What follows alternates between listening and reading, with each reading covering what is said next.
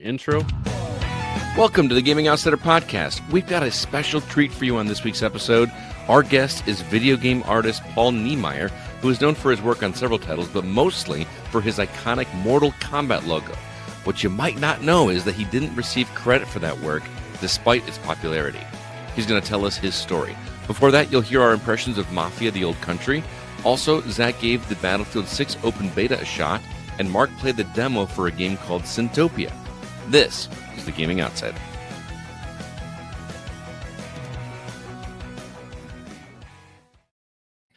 Greetings, programs, and welcome to the Gaming Outsider, a video game podcast with a focus on our incredible community, which can be found at thegamingoutsider.com. We also have a community at facebook.com/groups/the GoCast, and even a Discord server.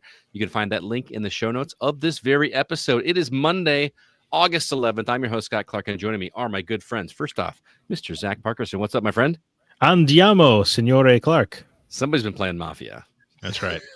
I've been looking up the words to see what each of them mean, so that's pretty awesome. Just think back to your Assassin's Creed 2 knowledge. You know, it taught you everything you needed to know. I know, right? That in Requiesce and Pace. That's Requiescat and Pace, sure. Okay. Yeah, also joining us, Mr. Jacob Gunderson. What's up, man?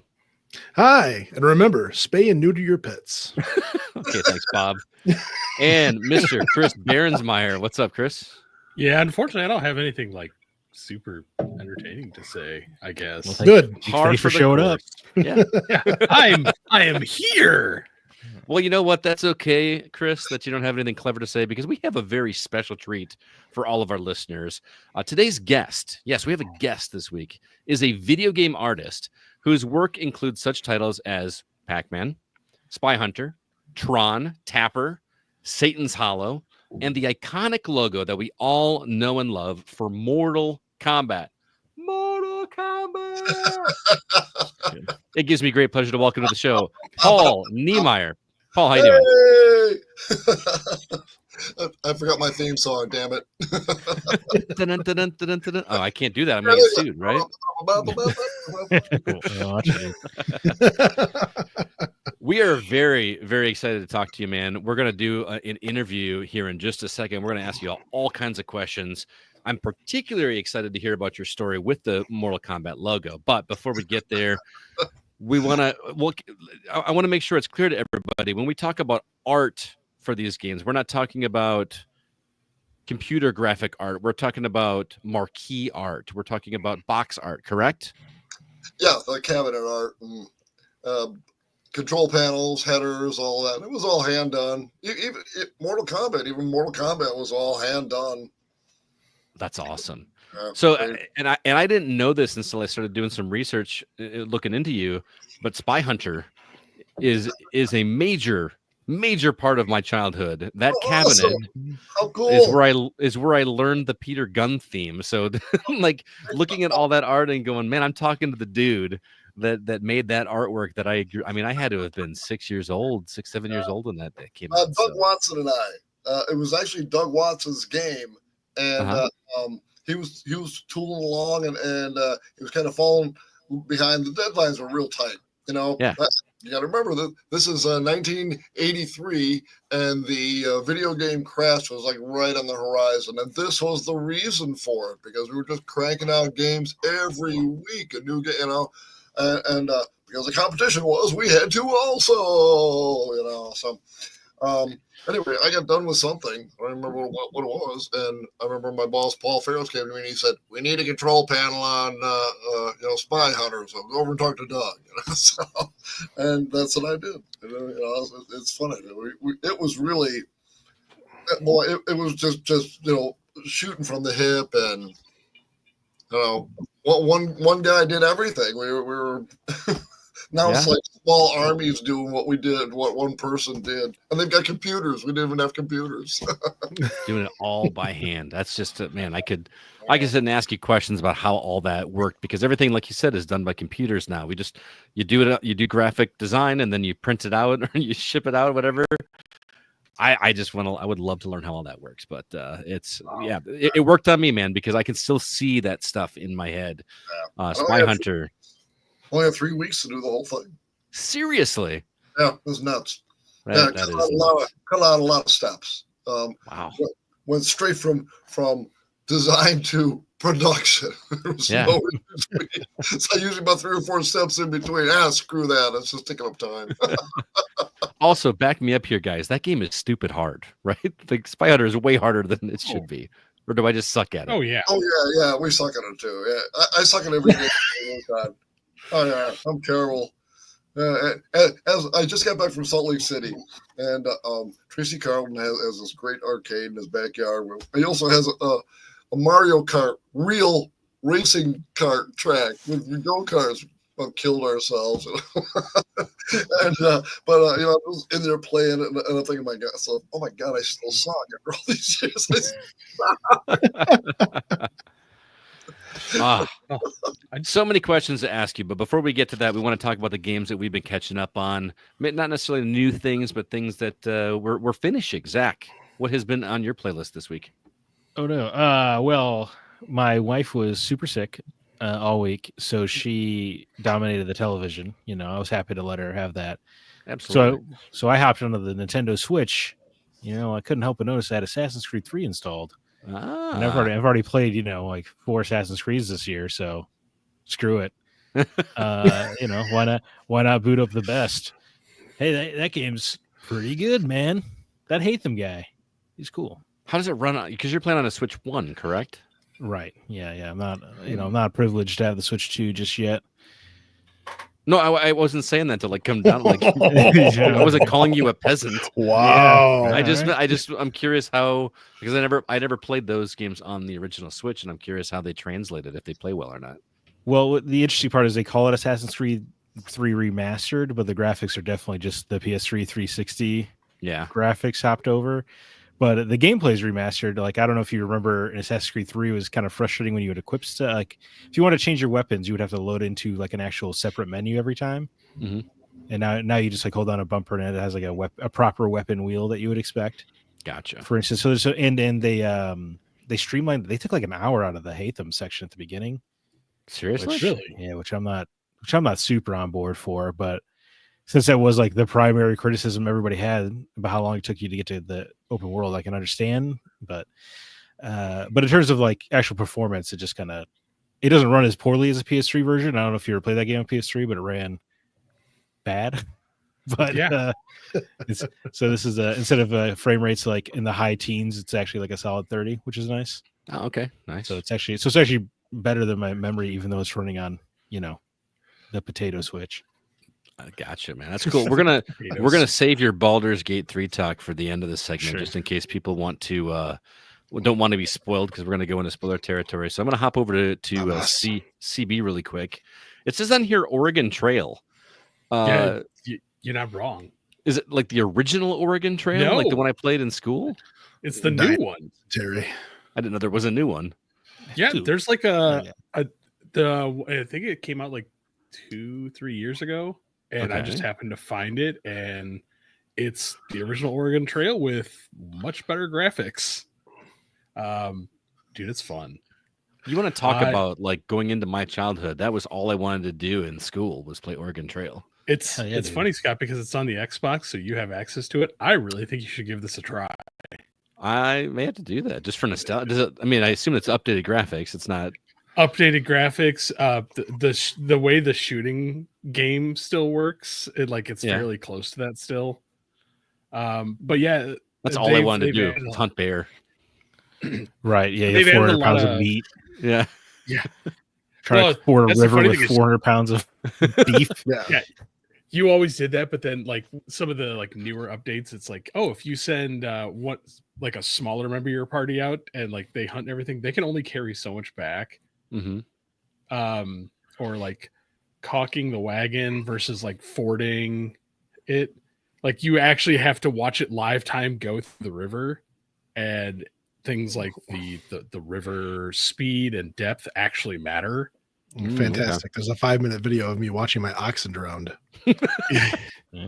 Have you named is the name of your cattle driver Scott, Jake, Zach? No. Did you get into a rap battle with Terry? No, I did not diss Terry. He's in trouble for dysentery. Oh, boy. I was You are a teacher. surprised You are a though. teacher. Terrible joke. It was, But I'm it was there really for bad. it. I'm there for I it. was surprised though. I made it all the way to Oregon and I only lost one party member, and it's because he was mad that we weren't giving him enough clean clothes. I mean, I would So be he killed too. himself? He No, couldn't he's take just it like, anymore? I'm tired of this. And like he starts arguing with the other member and then just leaves. So, which is better, not as many clean clothes or no party to go with? I was gonna say that. Yeah. That sounds a little detrimental. Like, oh, I'm just gonna go off in the woods by myself, guys. So wait, did you? Yeah. I'm sorry, but did you name your people anything fun, or did you just? No, I Oh, just okay. kept it generic. So, was gonna- Diners that's party fine. of I 20. actually recommend it. So Okay. it's Nice. What else? Wow. My joke Got back just- into Balatro again. So See, I stopped I'm- talking about Balatro because somebody got upset every time I brought it up, but I am playing it every week. Yeah, I'm actually trying to gold chip every one of the decks now. Yeah, Of course. That's the only point of the game. Yeah. No, there's a lot more to do besides that. Well, once you've unlocked all the decks and all the jokers, it's like, well, I guess I'll just go for this achievement now. All right. So, but it's Balatro. It's the same. I'm still on my simulator kick again, and I started playing Lawn Mowing Simulator again. I think when it's like 5 years, it's not a kick anymore. It's just a way of life. Yeah. Yeah. This is Well, the game he streamed when we did our extra life stream for 24 hours. He played Lawn Mowing Simulator for like 6 hours straight. I'm like, dude, nobody wants to watch that. I mean, Well, I finally figured out what I was doing wrong, Scott, because I've been stuck for a while. You didn't do diagonal lines. No, I had to take out more he loans. forgot to buy- lower the deck. I had to take out more loans and buy a couple new mowers. Oh, there you go. There you go. So, but yeah, so it's Lawn Mowing Simulator. Still chipping away at Indiana Jones and the Great Big Circle of Stupid. You like I it? like the game. I like the game. The problem is there's too many quests to do at the same time. And so it's just like when you pull up the map, if everything's highlighted, it feels very Assassin's Creed Unity at times, where I'm like, Whoa, there's settle. so much to do. Okay. Oh, It's not Take that, it down it's a not notch that there. bad.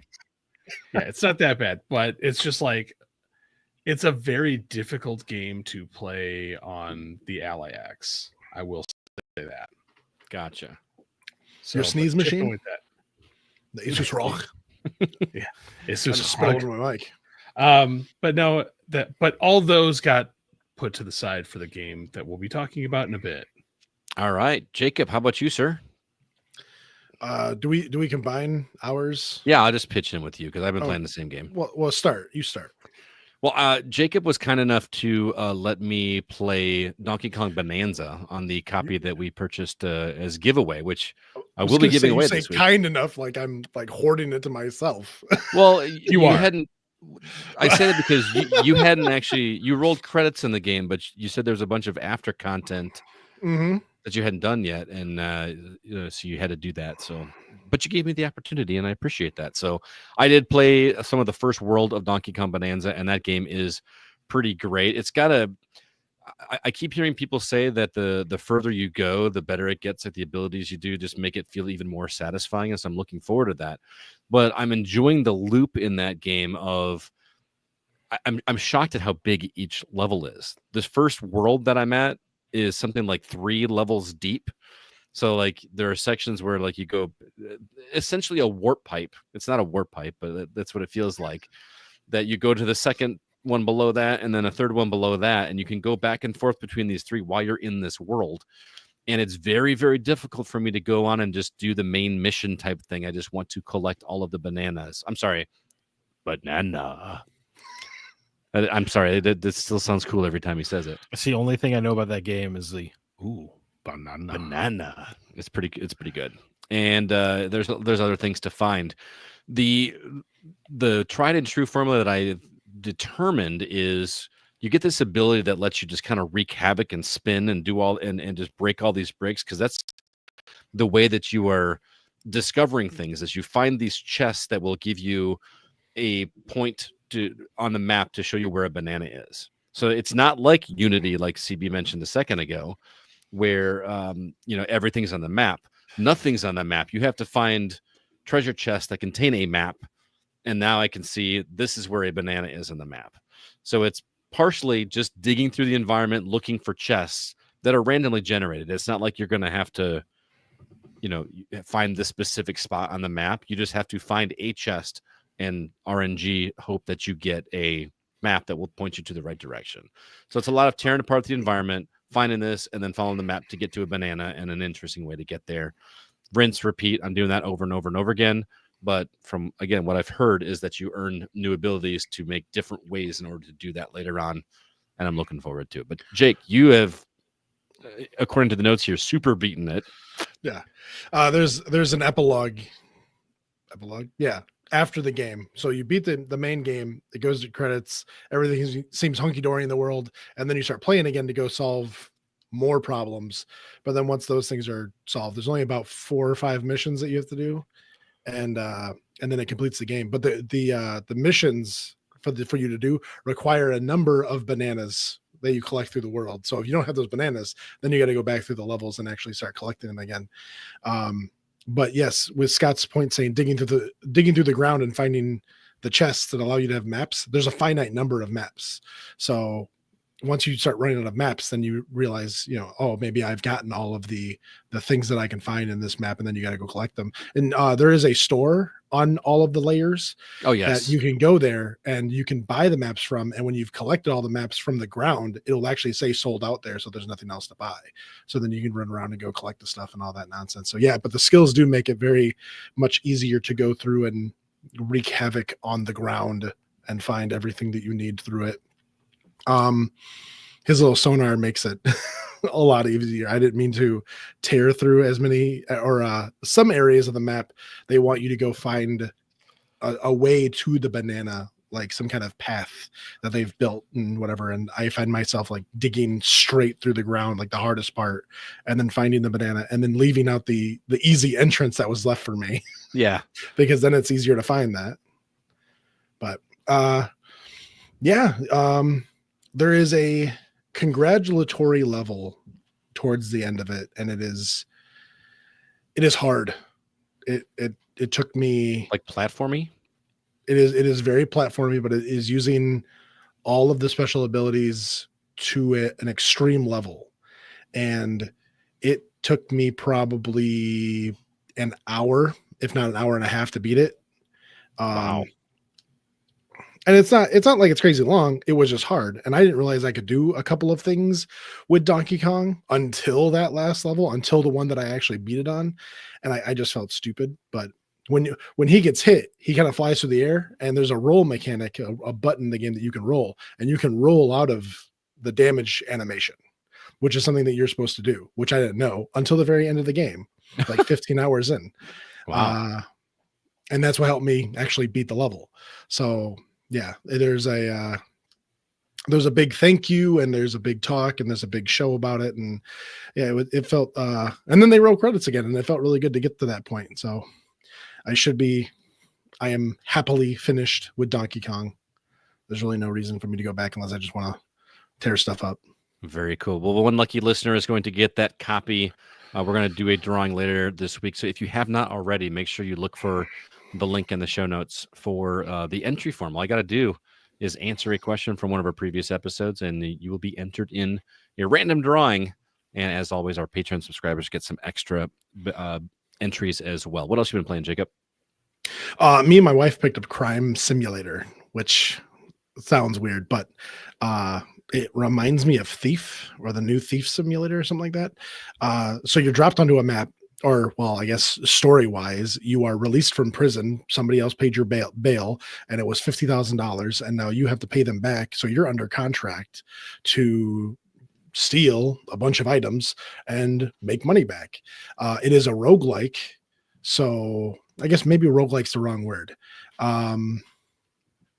Maybe, I don't know. So you go out there and you break into people's houses, you steal stuff, and you come back and you buy new materials. Well, when you ultimately fail at your quest of gathering $50,000 worth of stuff, they kill you, and then you start over. But you keep all the stuff, all the items that you've been gathering, and you get different bonuses and stuff They to help you kill through you. different levels. Oh yeah, well that's the whole point of it is you pay back you're a criminal. Come on, it's not that outlandish. So you come back as a different criminal? No, you come back as the same criminal, but whatever. I don't know. Things happen. There was a time loop. I'm sorry. Okay. The dude from Manhunt slinks out of the shadow and suffocates you with a plastic bag. Yeah, it's actually really That's a funny because you're just you're in your little warehouse area and you're like, well, I can't complete this, so I'm done. And the guy goes, well, you have failed me. And then just like you get sniped from some random person in the middle of nowhere. You just fall over dead. And then you Speaking restart. of Mafia. Yeah. But it's been a lot of fun. Me and Mindy, she had video game paralysis. She didn't know what to play. She didn't want to play any of the games that we were already playing. So we went looking and digging for a game. We saw this one and she just goes, that one looks fun. And then we ended up playing it until 2:00 in the morning. I love that she sees a title called Crime Simulator. That sounds like fun. I mean, we played Schedule 1 for however long. So She's into crime. She's into crime. She is. She wants All to right. make money through crime. Keep an eye on that one. All right. Well, we got one more to talk about. Coming back to Zach, because we saved this for the end of the segment, just in case anybody does not want to have anything spoiled for Baldur's Gate 3. So What about Paul? What if Paul doesn't want spoilers for Baldur's Gate 3? Oh, Paul, are you playing Baldur's Gate 3? Are you worried about getting spoiled? I'm losing sleep over that question. I'm telling you. No. All right. So if you are listening and you do not want to have anything spoiled from Baldur's Gate 3, just skip ahead about 3 or 4 minutes, if that even. But Zach, hit go that ahead. timestamp that's in the description below. Yeah, there you go. Yeah. Thinking ahead. That's smart. Boy, what did we do this week? Well, first, we blew up some mushrooms. Remember that right away? Let's go to that. I mean, I think because you kind of just like separated from the group, and all of a sudden in the distance we see explosions upon explosions upon explosions. Yeah. And before we even got there, you're like, "Yes, so I'm gonna reload." Right. Yeah. We don't save scum a lot, but for some reason I was like, because I think there was a dead guy there. I was like, I don't even know who this guy is. He was dead after the explosions. Yeah. Well, yes, I murdered this man. I didn't kill him. That was not mine. The mushrooms did it. We reloaded. We saved him. Got him back to his wife. I remember that. Yes. We hunted down an owl bear, who I tried to talk to. That ended. An owl bear and her child. I guess I'll mention there was a kid there. Yes, because that ended way different for us on ours. I'm just gonna tell you. You didn't kill the owl bear? Should I tell him what happened? Well, I tried to. We used to talk to animals, and she's just kind of like, back up or whatever. I was like, no, I guess I'll just get rid of you. Okay, so I will tell you that in my campaign, and the reason that we wanted you to play that segment before going on to Act 2 was the baby owlbear actually wound up in our camp. Oh, well, the baby owlbear for me started eating its mom. Yes. After I murdered its mother. Nature took its course. Terrible playthrough. Yeah. So you know how you're welcome, guys. You know how Scratch is like you can just go in and like take a ball from him or give him some scratches and stuff. The pet dog. Yeah, that's owlbear is another pet that just kind of roams around in your camp. Anymore. Yeah, not anymore. So like when you did that, I was like, oh, he just starts chowing down on his own mother. I was like, this is dark. It was pretty dark, dude. I did not see that coming. Yes. I don't know. The mom was just like kind of talking crap, right? What was I supposed to do? Yeah. You want to walk away? I wanted to explore the cave. I shall eat her. Right. Yeah. Plenty of meat. Natural progression. I see where you're going. Dude. Yeah, it's National Geographic. Face here. He's got a plan. It was, So it was very interesting seeing that play out completely differently than I did. But then we had one more big fight that happened. You talking about when we took the God. elevator to Act 2? Yes. Yeah. After Right. Act 2. Hold on. Oh, yeah. I think you should first mention, Scott, that you took about 45 minutes to trade for a shield. We should let the people know what's going on here. That was in Act 2. Like, it was a really nice shield I wanted, and I had 3 different sections of money, and like the way that the selling and bartering stuff works on console is cumbersome unless I'm missing something. Because if you want to add gold to the trade deal, you have to slowly hold the button and move up your gold, and it counts by 1. Well, you can enter a number on your virtual keyboard. There's a button for input. I think it's triangle or Y. I did not see that. So wow, we could have shaved off 15 minutes right there. Yeah. I was like waiting for it to get up to there. The guy that takes 45 minutes to read everything didn't read something that was on the screen. Okay, fair enough. Yes, fair enough. Yes, but then you're talking about the big fight? Oh yeah, with Jaheira, or she was on our side. We met Jaheira from earlier Baldur's Gate, yes, and then we met the lady who was protecting everybody in the Shadowlands, Isabel. The love of Jacob's life. Yes, with her runny mascara. Oh, she was a big fan of Jesus, man. Let's calm down. But then it's not like my wife is in the chat or anything. But then I guess the surprise to me, I assumed it was a scripted fight you had to lose. But you're telling me it was not, because she got knocked out and kidnapped by a weird, was it Raphael? What was his name? I don't know. Raphael? Raphael. Yeah. No, Raphael was a demon. He was Satan that I met earlier. Correct. Who I refused to deal with, and then helped the little girl beat him in chess. That was fun. Isabel. She got kidnapped by a winged guy. Mm-hmm. Yeah. So I don't know what that's. But then we had like a 45-minute fight with a bunch of random dudes. Because everybody's earned, right? They all became. It was all the Harpers, all the good guys of the town. Last Light Inn, I think the name of it was. Yeah. Mm-hmm. And every single NPC there got consumed by the darkness, except for Jaheira, and they all tried to kill us. And it was like they just kept more and more waves and more trunk like tentacles. My favorite part of the whole fight was right before everything started. Zach goes, "All right, guys, after this fight, I'm gonna leave." Yes. And then an hour later. Well, because it was a 2-stage fight. We had the first fight that you were like you said, felt like you were supposed to lose. Mm-hmm. I was like, okay, we're ready to wrap up, and then it just turned into that 45-minute fight, which I didn't think we were gonna survive. Honestly, yeah, dude, I thought we had zero chance. We actually did pretty good though. Yeah, you had a good cleric. You know the best part about everything was we leveled up.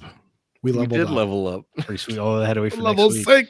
So yeah, we had to murder all of the good guys. I assume that did not happen in your guys' playthrough. No. Now I can't wait to get to level 7. So sorry that I killed, because even at the top of the screen where it gives everybody's turn order, it was like plus 14. There was 14 more than could fit on the screen. Yeah, dude, it was crazy. I think mine was up to 16 actually. And just for reference on my game, Isabel did get carried away as well. Oh, but all the guys didn't turn? But the guys did not turn. What the hell impacts that, I wonder? I don't remember but I remember that happening because of what happens later in the story that I can't tell you yet. I do remember her not being there in my campaign. So I am intrigued. And I saved her in mine. Well, it's because you love her. We could have. I feel like we weren't that far away from saving her. Yeah, but then we would have to save scum, and Jacob already gave me so much crap about the mushrooms that I couldn't. I couldn't swallow my pride. So that poor woman has to go off and get tortured now. We'll have to wait and see. It was a good session though. I really enjoyed it. So looking forward to everything but waiting for Scott at the trader was a lot of fun. It was not all me, man. You guys were shopping too. I mean, can we start like an hour and a half early next Sunday? Because I know Scott's gonna level up. Oh man. Well, everybody with Jacob's gonna be unprepared, I think. I can't get into the game to level myself up without Zach there. No, well, he's saying you should pre-plan from home, which I do think is outrageous. Yeah. Here, can I share my screen? Where's my note? No. Anyway, next let's get on to the interview, huh? Let's do it, because Paul is here. We would like to talk with him instead of him sitting there going, "What are these idiots talking about?" For half an hour right now. Here's 30 minutes. Don't do All right. you guys. This conversation is going to come back and bite you in the ass. Yeah, probably. Probably. Tell you what, Zach. Talking about torturing that chick, remember? Yeah, right. Oh man, this is gonna get clipped. What I wasn't here, okay? What I could do, Jake, is I could swore he was. I could meet up with Zach and just have him logged into the game with me so that I can have my character leveled up and ready to go before Sunday.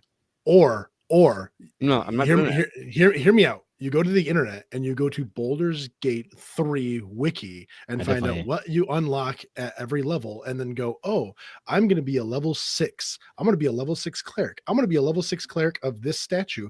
This is what they get at level 6. And then go, okay, I want this, this, and this. And so when the game logs in, you go, I want this, this, and this, and hit next. Jacob, we're not assigning homework. All right. Yeah. It takes 5 seconds. It takes 5 seconds. I planned out my whole Baldur's Gate 3 experience. You've also been playing D&D for like 20 years of your life, man. This like That is not true. This is my D&D intro sesh. I started playing Baldur's Gate when you did. The session that I had before that turned me off of D&D completely because of things that I cannot say on this podcast. oh The same things Kevin's concerned about. Yes, okay. but it was Wow. but it was Y'all happening have to some me. messed up friends. Yes, Yeah, well, you guys see better. was- You guys see cooler people, dude. there's a whole story there. But anyway, Yeah, not for this Anyway. podcast. Yeah. All right, can we move on? Sure. Please, Yes. Yeah. All right. So I for our don't know if we're listeners, prepared to. we are going to do things a little bit out of order because we want to kick things off and start with our interview with Paul. So without further ado, we are going to go into our From the Outside In topic.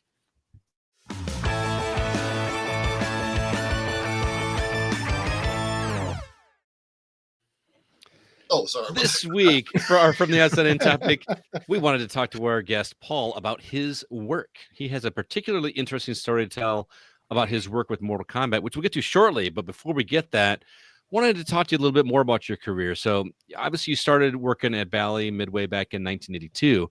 When you started that, was your focus on video game art right out of the gate, or was creating art for games your initial goal? How did that happen? Well, I just wanted to get noticed. I think I kind of got hired as, and I didn't really understand this. There was like a production artist opening, and that's what I kind of fell into. But I had brought all kinds of illustrations, and I was talking to Paul Ferris, and he hired me, and he told me right away. He said, "Don't worry, we're going to get you rocking on doing some games right away." And he was good to his word. And thank God, boy, my career was launched by Paul. It really was. I mean, because everybody in the art department of there, they were the pinball art gods. Oh my God, I'm working with Doug Watson. And I remember I played his game when I was in college, and now I'm, you can call it fanboying, but that's what I was doing. I'm at work fanboying. But they've been there 5 to 7 years. I've been there 5 to 7 minutes. So. I had to get their attention. So when Paul came by and said, "Hey, you know what we're doing," and my immediate boss, Rich Graffiti, what was a big advocate, and he definitely put me in front of Paul a lot, and all of them. I'm so thankful as I look back on it that they gave me plenty of opportunities, and I like to think that I took the ball and ran with it. But I wouldn't have had it if they didn't give me the opportunity. So there you go. Nice. Yeah. What piece of work are you most proud of creating or having been a part of? Softball question there. Well, you know what? I mean, the obvious question is, Mortal Kombat, because it's the biggest, fastest, and the quickest, and whatever. But maybe not that. I don't really have any favorites. I always think that whatever I'm working on right now, that's kind of my favorite. I want to pour myself into it to make it my favorite. If you don't treat it like it's your favorite, it'll show in the end. So I try to approach everything with that. Like this is going to be my best thing ever. It may not be, Right. but at least I went in with that attitude. So everyone have favorite or a best or anything. Maybe my favorite would be Satan's Hollow, because it was the very first game. Yeah, there, God, got a fan. Yeah. Oh, here we go. Wait a minute. Look at this. I brought all kinds of. Yeah. There you go.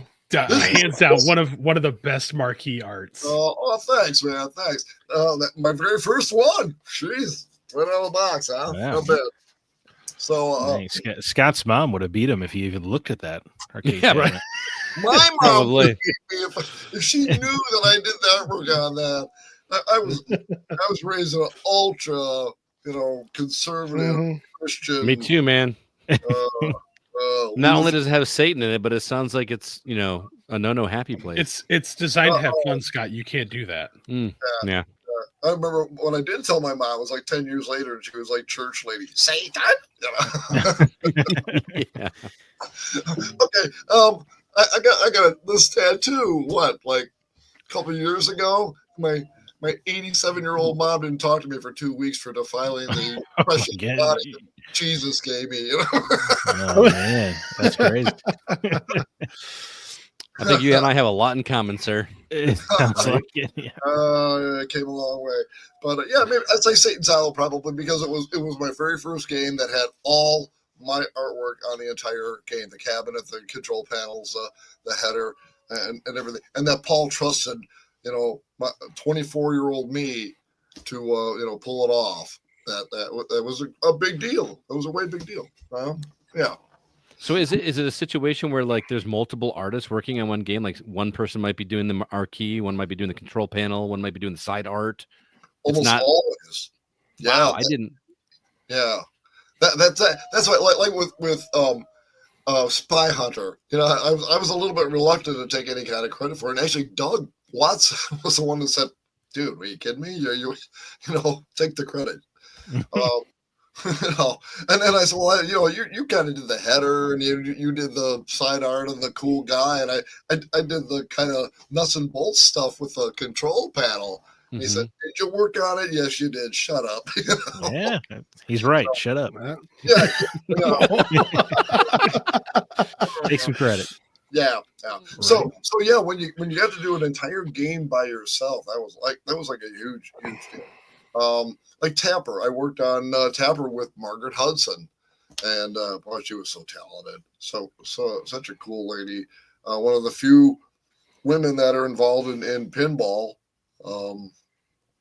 Boy, she was great to work with. So talented and so modest, so humble. Pretty much everybody, that entire art department, every one of them, so crazy talented, and every one of them humble. Seriously. It was a cool place to work. Best job ever. Are there any pieces that maybe didn't get enough attention, or maybe people should know about? I'd say maybe a Midnight Marauders. I never even heard of it. A quick story about Midnight Marauders. Okay, I mentioned earlier the video game crash of 1983. When it actually happened, I was the very first victim of it because I was low man on the totem pole. Yeah. So I remember I was the first one that Paul had let go, and he was in tears. He was in tears letting me go. And I remember thinking to myself, man, he's taking harder than me. I'll do okay, That's good. I mean, it sounds like a good boss, though. He was the best. Oh my God, just the best. So supportive, and like the time we got in trouble. I got in trouble, but it was a we thing. But it was mostly me thing. I'm curious. Sneaking my initials into the artwork. You're not supposed to do that. Oh, they hated that. They didn't want anybody to know anybody worked on it, or how much you had involved in it. None of that. And so if you snuck your and the thing is, I would not even have thought to have done it had they not been so snarky about telling us not to do it. And basically, I'm a 12-year-old. You said what not to do? Yeah, right. Yeah. Wait, what game was that for that you snuck your initials on? Oh boy, a couple Oh, okay. Went from taking no credit to too much credit. Like, I'm a multiple offender, man. Understood. If you're gonna do the time, then really do up the crime. Don't just. I love it. Yeah, it's the same penalty. Let's just right. do it all. Yeah, so Satan's Hollow. I put I stuck my initials in. Okay. And that was the very first one. That was kind of my when they said not to do that. You can't work on the devil and not get a little devil in you. Right. And then let's see if I got it. I might have it here. Yeah, I do. I would have it handy here. Pac-Man Plus. I stuck my initials in right under his little armpit right in here. His little teeny tiny PEN. Took him about 25 years to find it. Oh, wow. Nice.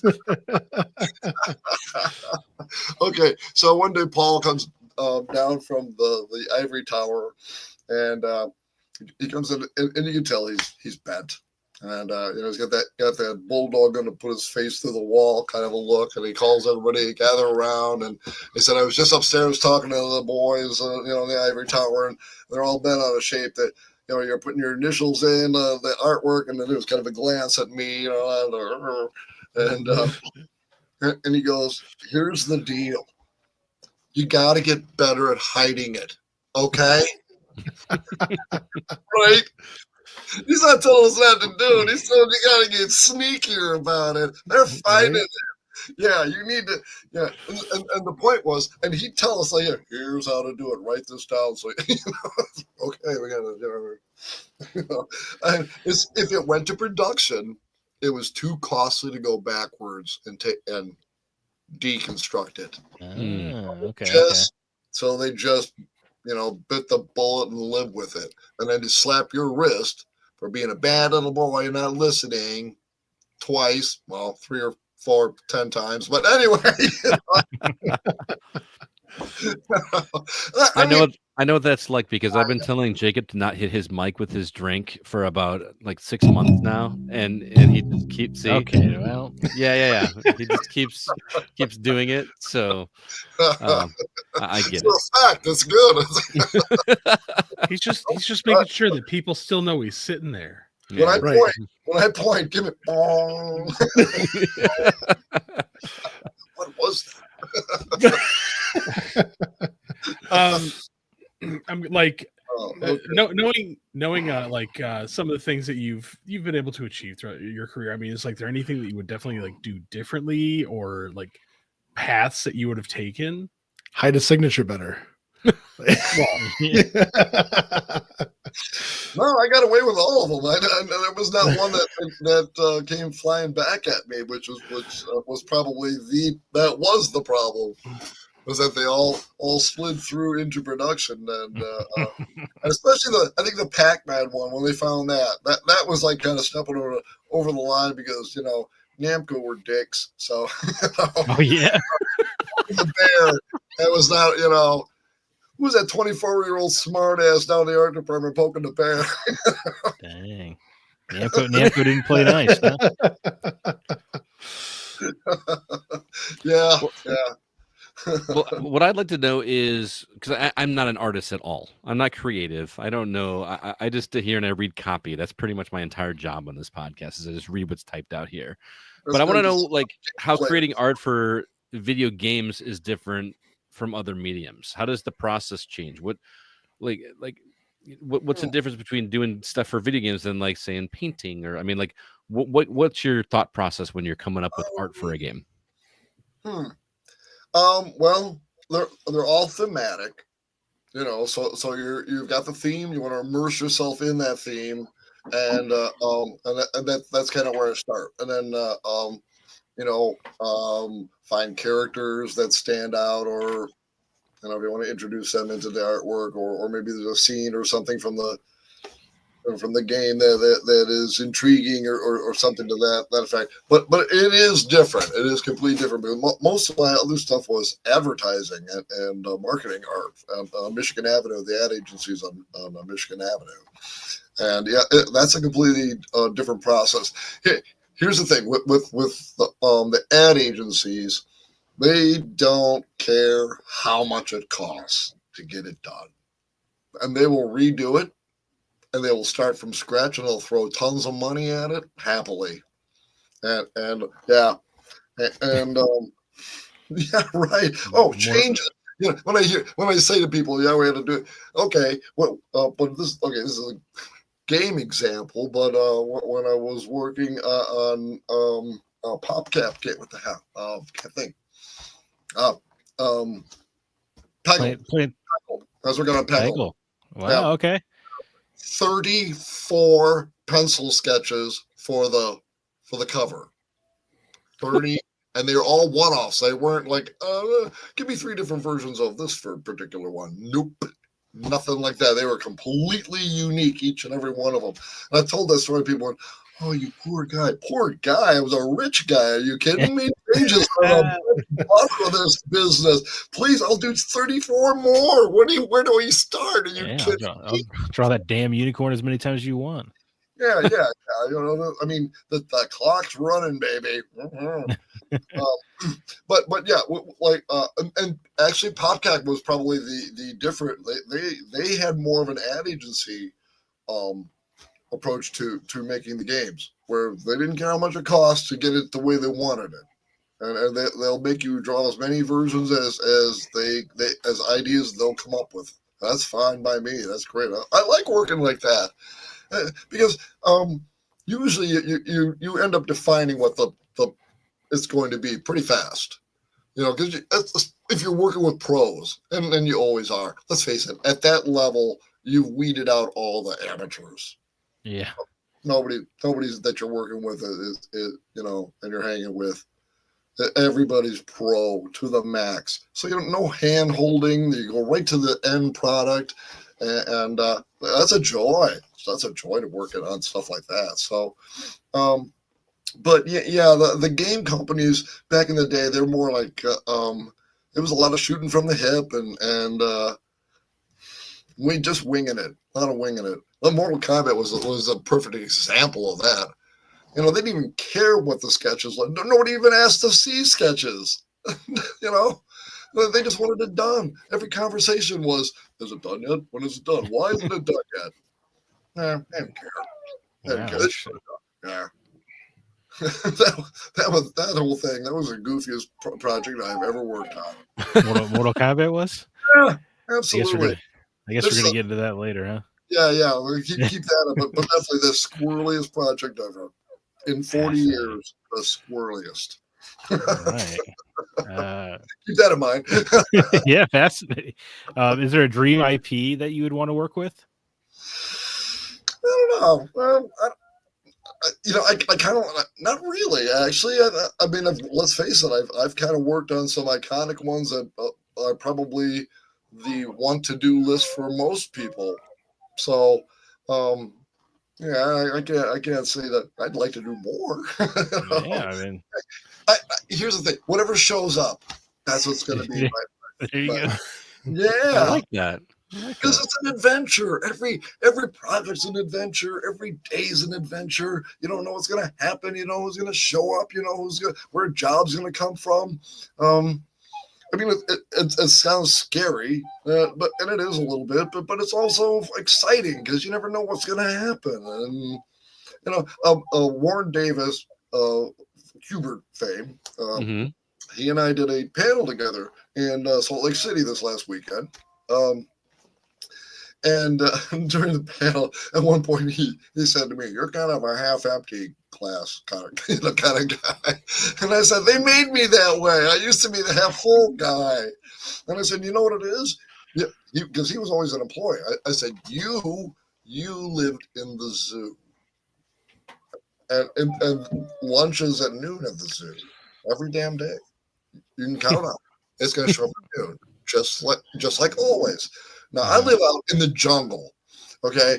And you got to catch your lunch. I mean, and somebody may steal it from you. But other times, you may just take down a whole big antelope and have it to yourself. Or maybe you'll find a whole herd, and you just keep going back and killing, you know. That's what in the jungle is, so, you know. And sometimes you go hungry. PopCap was a herd. Yeah. Yeah. So Yeah. so speaking of fighting for your meals, has anyone tried to steal your work? Oh, perfect example. Yeah, there you go. Let's work in the metaphor. Yeah, I took the zebra down, and some other predator came along and stole the son of a bitch. Yes. Oh, we don't have the kind of. That's a whole new episode unto itself. Just stuff that's been stolen from me. Really? But you know what? Mostly when I was part owner of Eagle Games, a lot of board game stuff got stolen from me, and other people taking credit for it. And then when I came back in, I actually got accused of being the usurper of my own artwork for calling them out on it. Oh yeah. I've seen everything twice. Man, I didn't know the board game industry was that harsh. Yeah. Oh God, those guys are crazy over there. Yeah. Well, they made Monopoly. Come on. Like, I love both audiences, but video game artists or video game fans and board game fans are just light years apart. Light years. They are. I don't know. I forgive me, but some board game players are pretty snarky. They got attitudes. They're a little arrogant. They think they're smarter than Hell, usually the people running the stores are that way. Even I can't imagine the players. Well, I get a lot. I got those attitudes when we do the conventions, and people would come up to me and say, "I got a question about Napoleon in Europe. Who are you?" Well, I'm the artist that worked at it. He goes, "I want to talk to somebody who knows something." Wow. Oh yeah. Yeah, they had a very high opinion of the out of the way, you.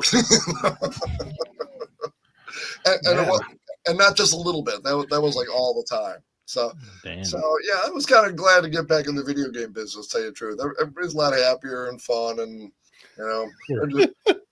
we're much more appreciative of our artists. That's for sure, big time. Oh no, hands down. Yeah, well, you are. I'm not. Not the production companies or the management. No, they are. Yeah. They were the first ones to remind you there was somebody there waiting to take your job. Oh yeah. So this is why Warren said I was a half empty guy. but the thing is, I mean, we had two. I don't think we really realized it until we did that panel together, how different our experiences were. That as an employee, like he did something for Mortal Kombat. It was minor, it was something tweak Goro, and he ended up getting a bonus check for it. And I'm like, and I'm the guy that did the entire cabinet and didn't even get paid and got threatened with a lawsuit. Those are two different experiences, and I think they leave an impression on you. So. Right? Yeah. So I mean, like with you doing like the art for all these things, like just a wide variety. I mean, being an artist, like, is there like something like who or a what that you would kind of credit your passion for art for? No, I mean, I always wanted to be an artist. Having grown up in a little tiny farm town, there was just nothing. So I had to kind of get it when I could. So we'd go to the store. I'd always nab a Mad magazine, and Jack Davis, and mostly Jack Davis. In fact, you see a lot of influence of Jack Davis in my cartoons, in my cartooning style. That and Pat McMahon, actually. Working with Pat McMahon at Bentley, I'd say Jack Davis and Pat McMahon are probably the two influences on my particular style. So yeah, as a kid, growing up in Grand Park, Illinois, home of the Dragons. Hey, yeah. I know. How crazy is that? What are the coincidences that my high school, and I'm talking a town of 850. My graduating class had 43 in it. So yeah. I guess you knew everybody. My graduating class in South Beloit had 45. Okay, there you go. Yeah, but we were the Dragons. I mean, that's kind of ironic that and later on I grew up to make probably the most recognizable dragon on the planet. Yeah, that's true. It was is in your blood. Well, yeah, it's not lost on me. That's like, how did that happen? That's a little weird, actually. You know? Well, last question I got for you before we get into the story of Mortal Kombat, because I am. You told me the story, but I can't wait for everybody else to hear it. But yeah. if you could give one piece of advice to people that want to be an artist themselves, specifically in the game industry, what would that be? Oh boy. I could be cliche and say, well, the 3 rules: practice, practice, practice. You know, and those aren't wrong. That's practice, practice, practice. This is definitely an important thing. I hate to say this, it's harder now than it has ever been. Mm-hmm. The competition is fierce because. Yeah, okay, there's the means for you to make your own game. That never really existed before. Now you can make it on your own computer. You can do it at home, and anybody that can't will and has and are. So it's very hard to stand out in to be the diamond in that pile of coal. I think it's very, very difficult now, more than ever. I hate to say it. I'd say if you can specialize in something, or if you've got an idea that has not been done before, oh man, run with that. That's your gold mine. Wow. But boy, hard pickings on that. Find something that hasn't been done. Right. Yeah, right. All right, so let's get into the real reason, the thing that a lot of people are really interested in hearing about, and that is the infamous Mortal Kombat logo. The circle dragon is pretty much synonymous with the game and is on every arcade cabinet, marquee, game box, and title screen in every Mortal Kombat game. But from what you've told me, you've never gotten full credit for it, including getting paid. So I'm very interested to hear the story from you. It's again, but I know our listeners are as well. Can you start from the beginning and tell us exactly what happened? Yeah, all right. I get a phone call from Greg Ferris, who was my boss at Bally when I was there from 82 to 84. And just so we're clear, even though it says Midway on the front door, it was Williams. Okay, that was really Williams they bought the bankrupt Midway. And internally they decided that Midway said video games more than Williams did. So they decided to put Midway on the front door, even though Williams was the owner of the company. Right? Yes, FYI on that. Okay, so they call me in to come pick up this fighting game. I didn't even know it was a fighting game. Just come and pick up a game. Okay. So I showed up, and in the meeting was Greg Ferris and Ed Boon and John Tobias and Jack Hager. Jack Hager was a famous T2 and just a bunch of other stuff. Carnival. Dude, Carnival! I love Carnival. Yeah. He's Chicago Art Institute educated. He's overeducated. Right. Yeah, he's just the nicest guy and just crazy talented, So actually, Jack was interested in seeing the sketches, even though nobody else was. I did run a couple of quick running down the hallway as he was going from one meeting to another, and I just kind of paralleled him, and that was our meeting. Those were our meetings. Wow. For Mortal Kombat, yeah. Okay, so let's go back to the original game. So I get there, and they inform me that this game, they just want to blow it out, get it out of our lives. They talked about it like it was already a flop. And I mean, I'm in this meeting going, this is the weirdest meeting I've ever been in. They're talking about this game like, all right, we're kind of stuck with this thing and get it out of here. We got 3 weeks to blow it out. That's why we called you. You're the fastest gun in the West. We needed the hell out of here. And okay. Well, let's see what it is. So, this whole big long meeting, and we get done with the meeting at the end, and I'm putting everything in my case. And I'm walking out the door, and they go, and Ed Boon goes, "Oh, almost forgot, changing the name. It's Mortal Kombat." Because it was Dragon Attack. Is Dragon Attack? Yeah, it was Dragon. Boy, bullet dodge on that name. Well, Yeah, yeah. yeah, yeah.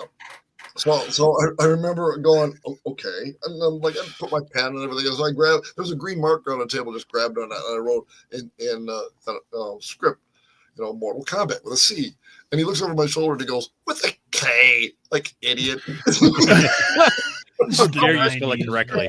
I got your K right. So yeah, and that was pretty much, and I took it home and I did it. I busted my ass for 3 weeks, so what nobody knew at the time was that management had been negotiating with Jean-Claude Van Damme to be Johnny Cage. And I just found out recently that Ed Boon had actually been designing a game to feature Jean-Claude Van Damme. That was kind of how that all kind of came together.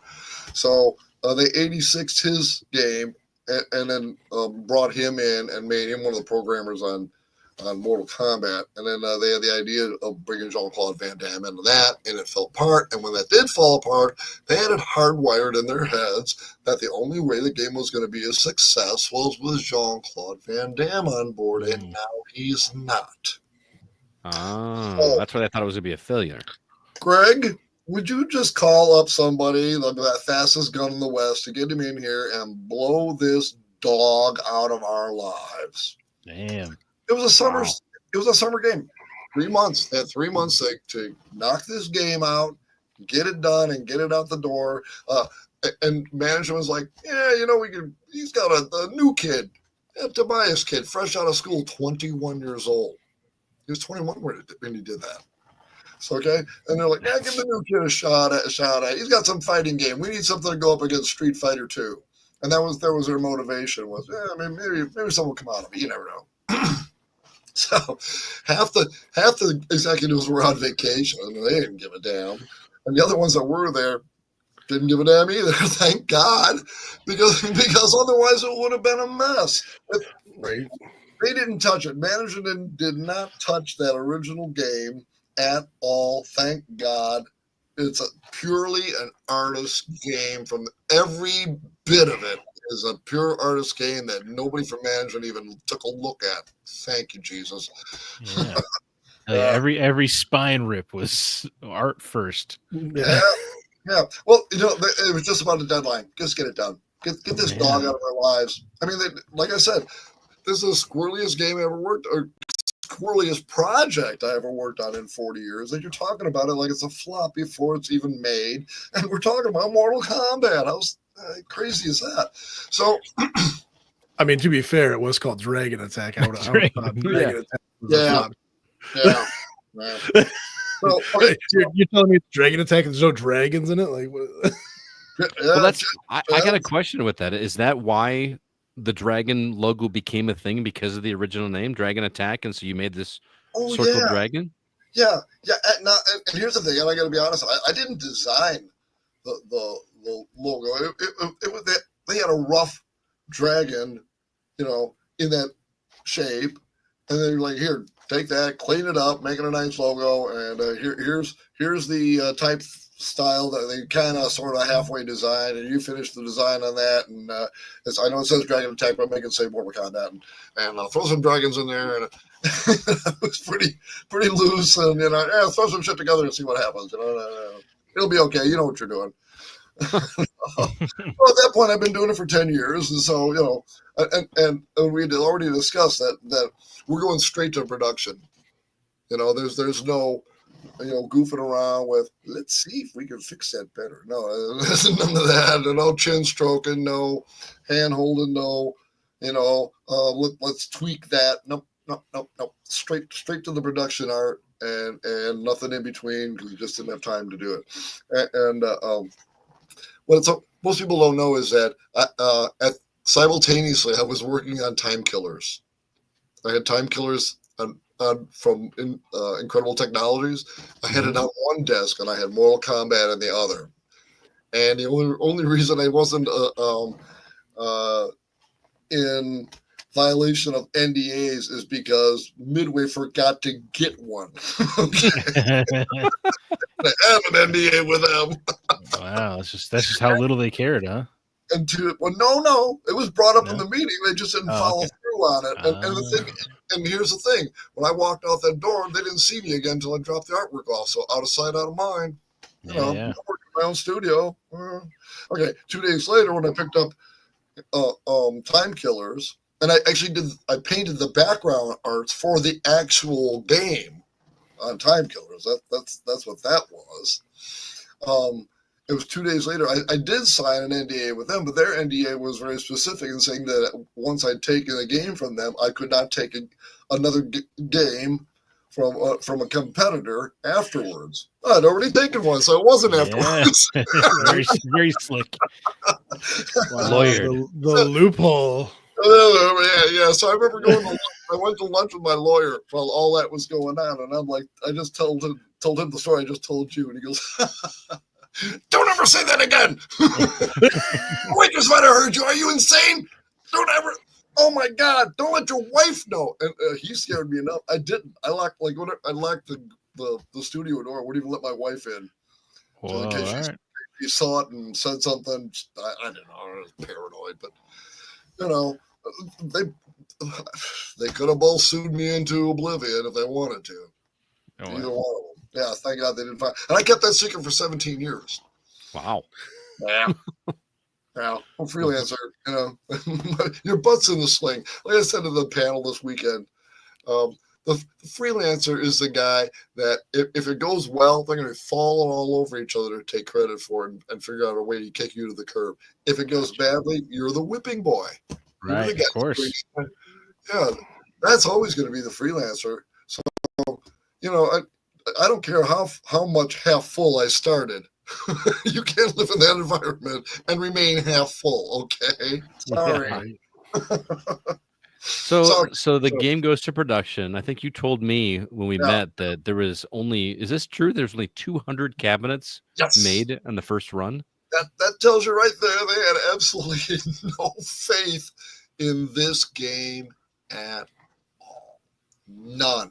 200 games, and they're all sold in the Chicagoland area. It's a Chicago game. So really, actually, Chicago is responsible for making Mortal Kombat what it is, because those first 200 games were all sold there. So, and here's the thing: I traveled with John Parrish, who's the original Jax. Mm-hmm. We were on the same flight, and so we pretty much hung out all weekend. And he told me this story on the way from the airport in Salt Lake City. That I did not know. He said the way that they knew that Mortal Kombat was this huge success, even though they only made 200 games, a big deal, 200 games sold, so what? You know, they got a call from the Aladdin's castle down the street, and they said that the game had just stopped. It wouldn't turn on, nothing. Just like it's sorted out. What the F? You know. So supposedly John Tobias himself went down there, opened up the faceplate, and it spilled out an avalanche of quarters like a one-armed bandit paying off in Vegas. Wow. It turns out it could not take any more quarters.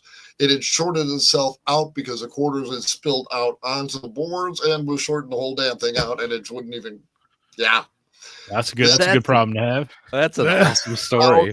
Yeah, so that's how they knew, because it was kind of always a mystery. I mean, even until this last Saturday, it was a mystery to me. How do they know?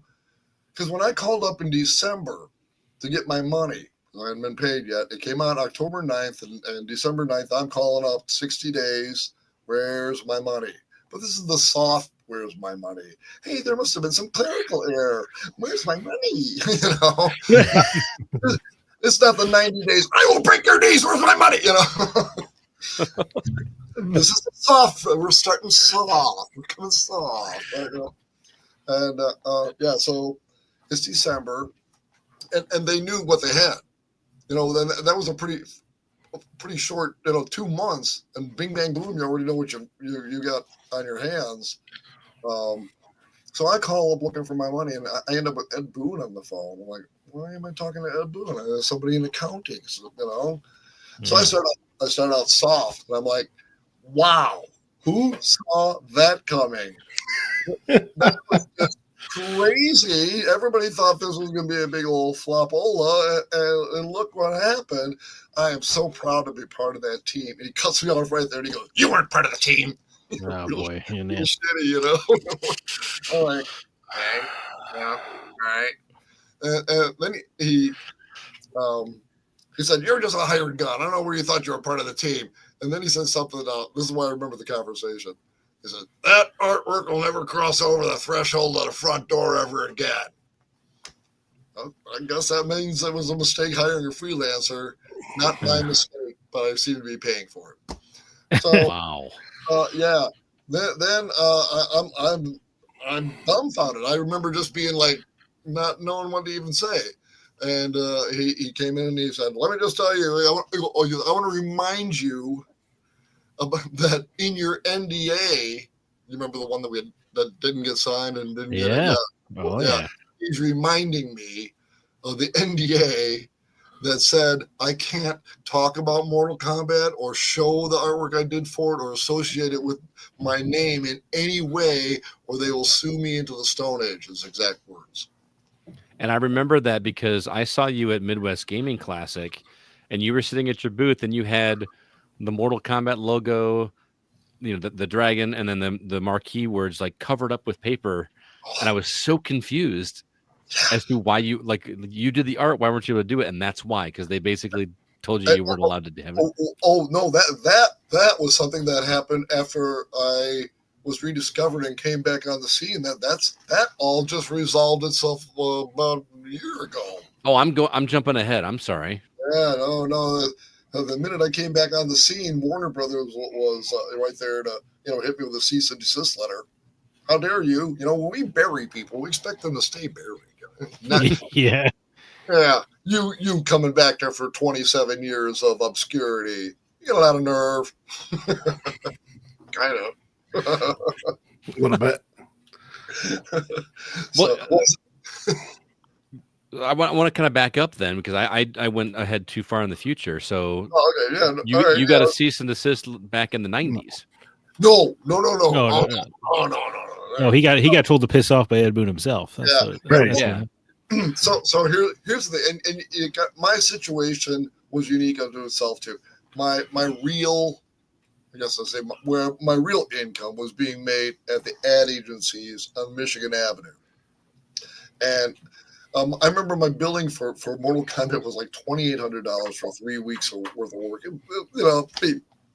Bargain basement. They're really getting a deal on the thing on top of everything else.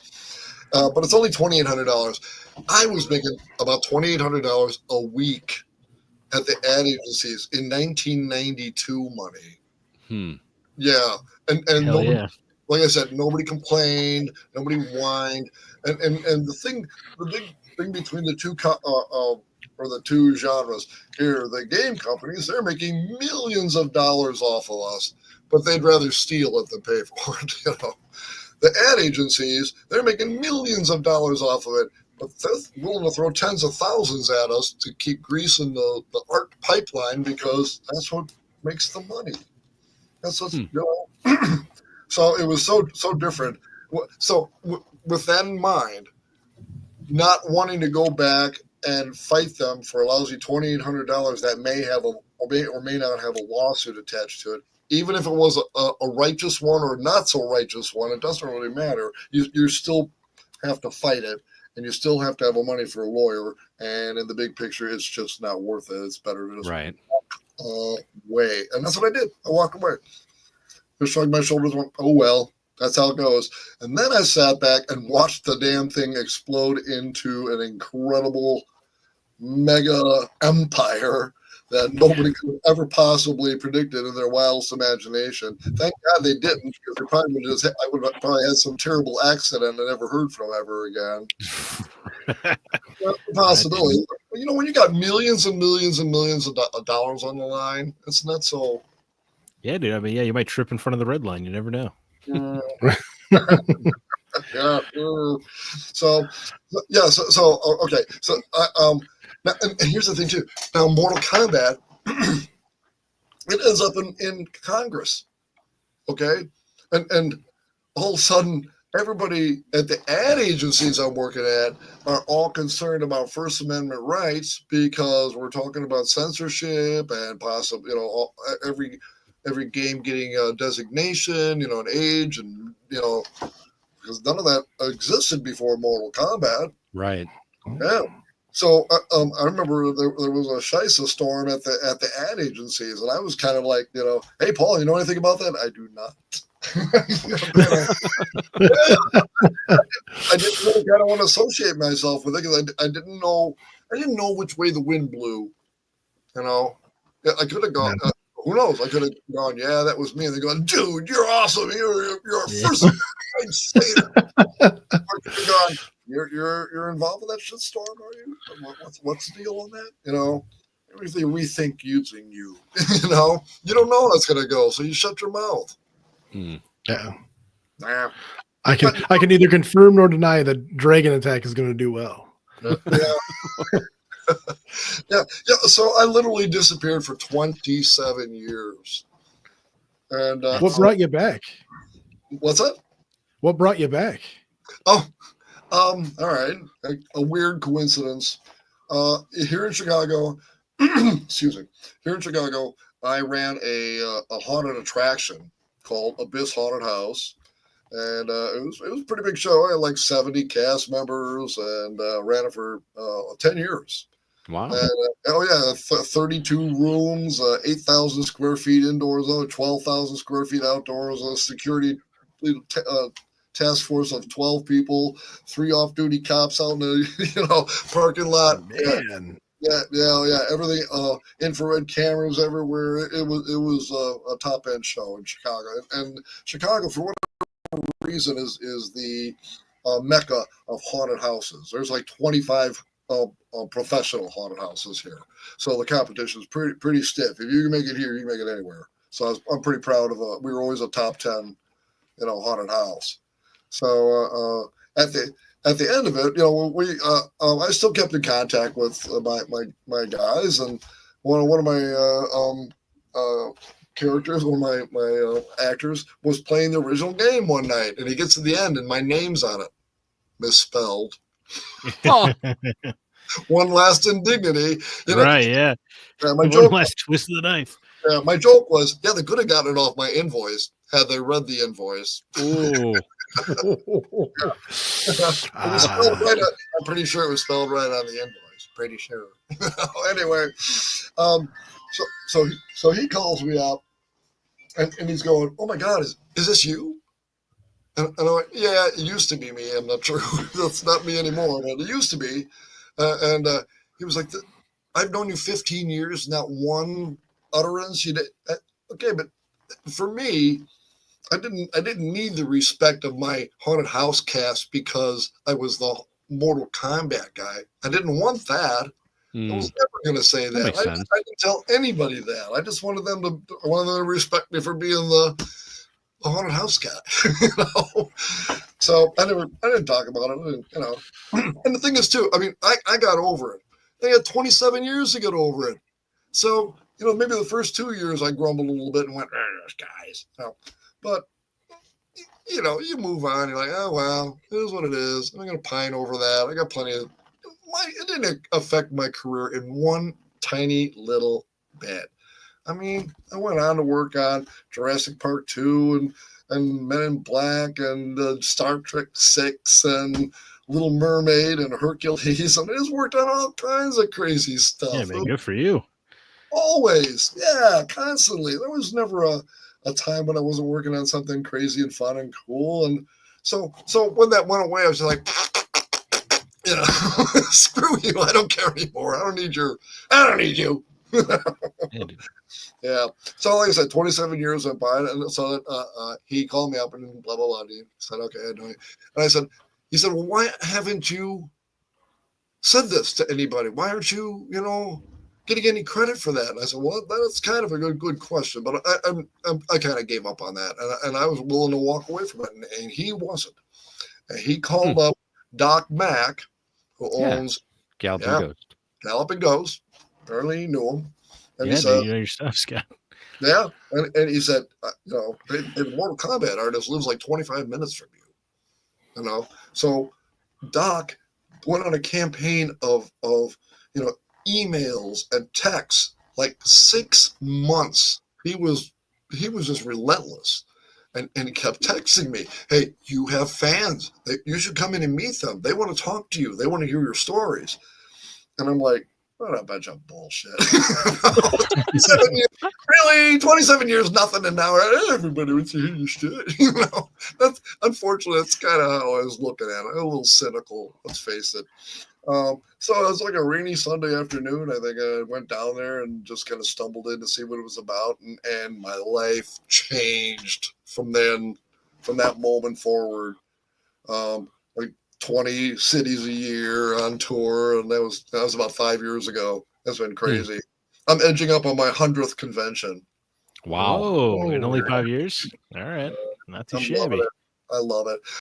I got a lot of making up to do. So I Yeah. love coming out and talking to people and telling the story. And I don't want to come off as oh, poor me. I never hurt me. Maybe it would have been a little bit different. It would have been nice to have money from it, but Yeah, sure. Well, last time we talked, anyways. So you came back on the scene, and then So when I was working on projects, I remember every project was another. How close am I to the next trip? Yeah, I was just a ski addict, just an addict. So, but I guess Warner Brothers didn't love it, huh? I'm out of here, and I'm back on the road, and I'm showing all the stuff, and I'm doing a show, and I get a cease and desist letter from Warner Brothers about the apparel. I was selling these leather vests with the embroidered dragon logo on it, and apparel seems to be their hot ticket item, because I've heard from John Parrish said the same thing, that he got a cease and desist letter for wearing the Jax T-shirt. I said, "You are Jax." He goes, "I know."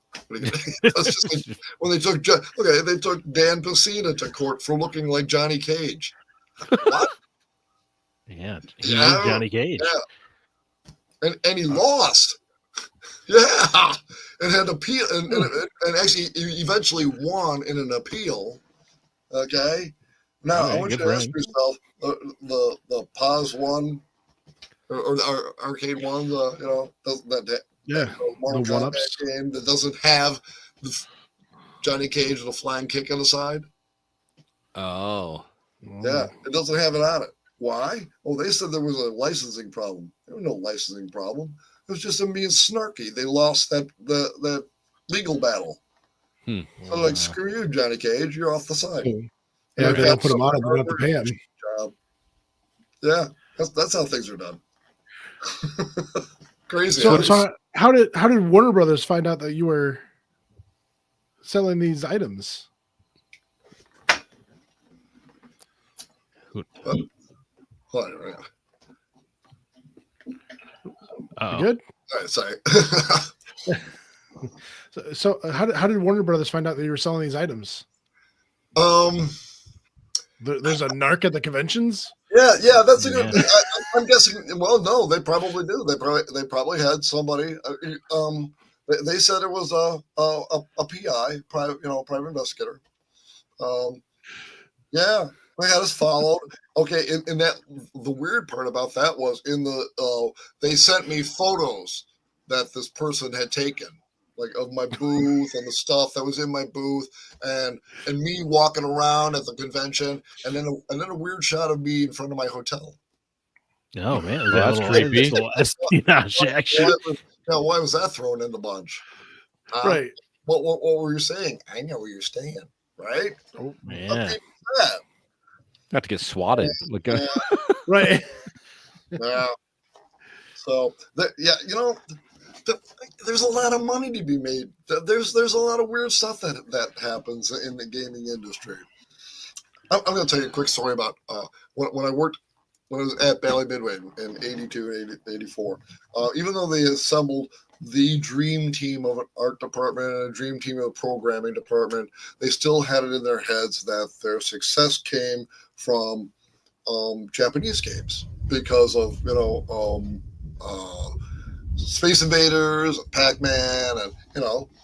So what they did is they took huge fistfuls of money and they went to Japan and they bought all these crappy games. A lot of crappy games showed up, and I know they were crappy because I ended up doing a lot of the artwork on them for them to go out and be tested. And that was kind of my way of getting noticed by my boss, is volunteering for any game that came along to show them that I could just whip out some graphics and throw it on there and out the door it goes. Okay, so just a parade of mediocre games from Japan going through the place.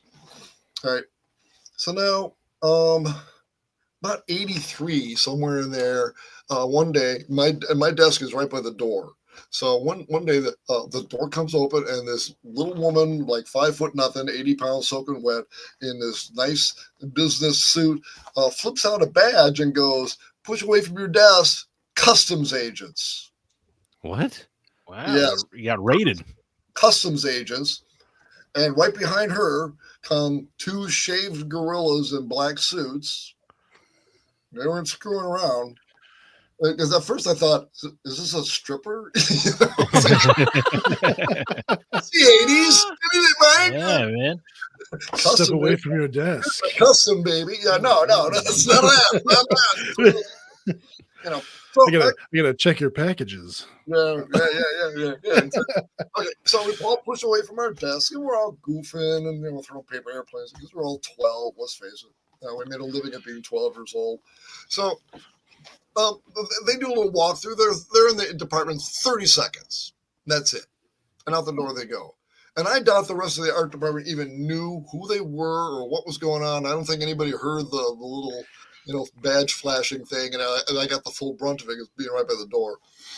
So nobody ever thought anything of it. So now fast forward to my exit interview with Paul, and I'm walking out the door, and he goes, "Hey, is there anything you need? You want any questions you have about anything?" I had my hand on the door, and I said, "Yeah." And, "Oh yeah, that day with the customs agents. What was that about?" He goes, "Shut the door." Shut the door conversation is a shut the door conversation. All right, come on back, have a seat. Turns out that, and I like to call this when I tell a story to the panel, I call this spies, lies, and video games. What was happening was spies, real spies, found out about this situation where the Bally's Midway was buying all these games. So they were piggybacking clandestine information on the hard drives of the games and sneak them into the country. Hell yeah, dude, that's cool. Right, this is a B movie script, kids. We had a small army of independent contractors coming and going and working on the games and in and out. There they go, downloading information, taking it out to their Confederates, whatever. Okay, that was all going on. Nobody knew about it, but it was all going on. So I'm like flabbergasted. You got to be kidding me. Okay, what's that got to do with the customs agents coming in the art department? Once they busted the ring, they figured there's got to be somebody on the inside that was helping them out. They could not have possibly have pulled that off without somebody on the inside. So they just thought they would make a show out of it and walk around through the departments and see who shit their pets. Get out. Yep. It was just a hunt, basically. They were just hunting fishing. around. Yeah, they were fishing. And that's why they walked around and looked at everybody like who's like, but we're all like making airplanes with X-Acto blades and throwing them at each other like idiots. That's why they were there 30 seconds. No, these idiots aren't smart enough to be a part of that. What a crazy story. I don't know. I think it's awesome. I know. It is awesome. I just did not expect it to go that many different directions. That's crazy. And I really think, I'll tell you the truth, Paul was really, he confided in me a lot. I'm shocked at some of the stuff that he told me. Excuse me. Yeah. And the thing there too, I think a lot of that had to do with the fact that I was the first one being let go out of the art department, so I probably got the the grand dime exit interview. But yeah, that it was just nuts. That blew me away. And then he asked me, don't say anything, keep that to yourself. That's why nobody knows about that. That's what Did you not sign another NDA then? And he, I kind of got from talking to him that he was kind of shocked that nothing came out of that little show and tell walking through the place. That everybody wasn't in arms going, "Hey, what's that about?" But nobody cared.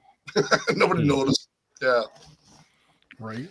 The last story I want you to tell our listeners is the one you told me about you being approached by an attorney in Chicago, where to go after WB. Oh, yes. Okay, I got you. This was after they sent me a cease and desist letter. So, I went online and I went, "Oh, look what they did," and blah blah blah. I'm outraged, and so long story short, this IP firm, Heavy Hitters here in Chicago, found me. And they came to me and they were like, "Look, here's the deal. You're only allowed 3 years to come after, an IP, and this has been 30 years. So we're not going after money here. This isn't what this is about. What we want is Warner Brothers' head on our wall, and you, my friend, are the avenue to make that happen." So I was like, "Oh, okay, fine. That's great."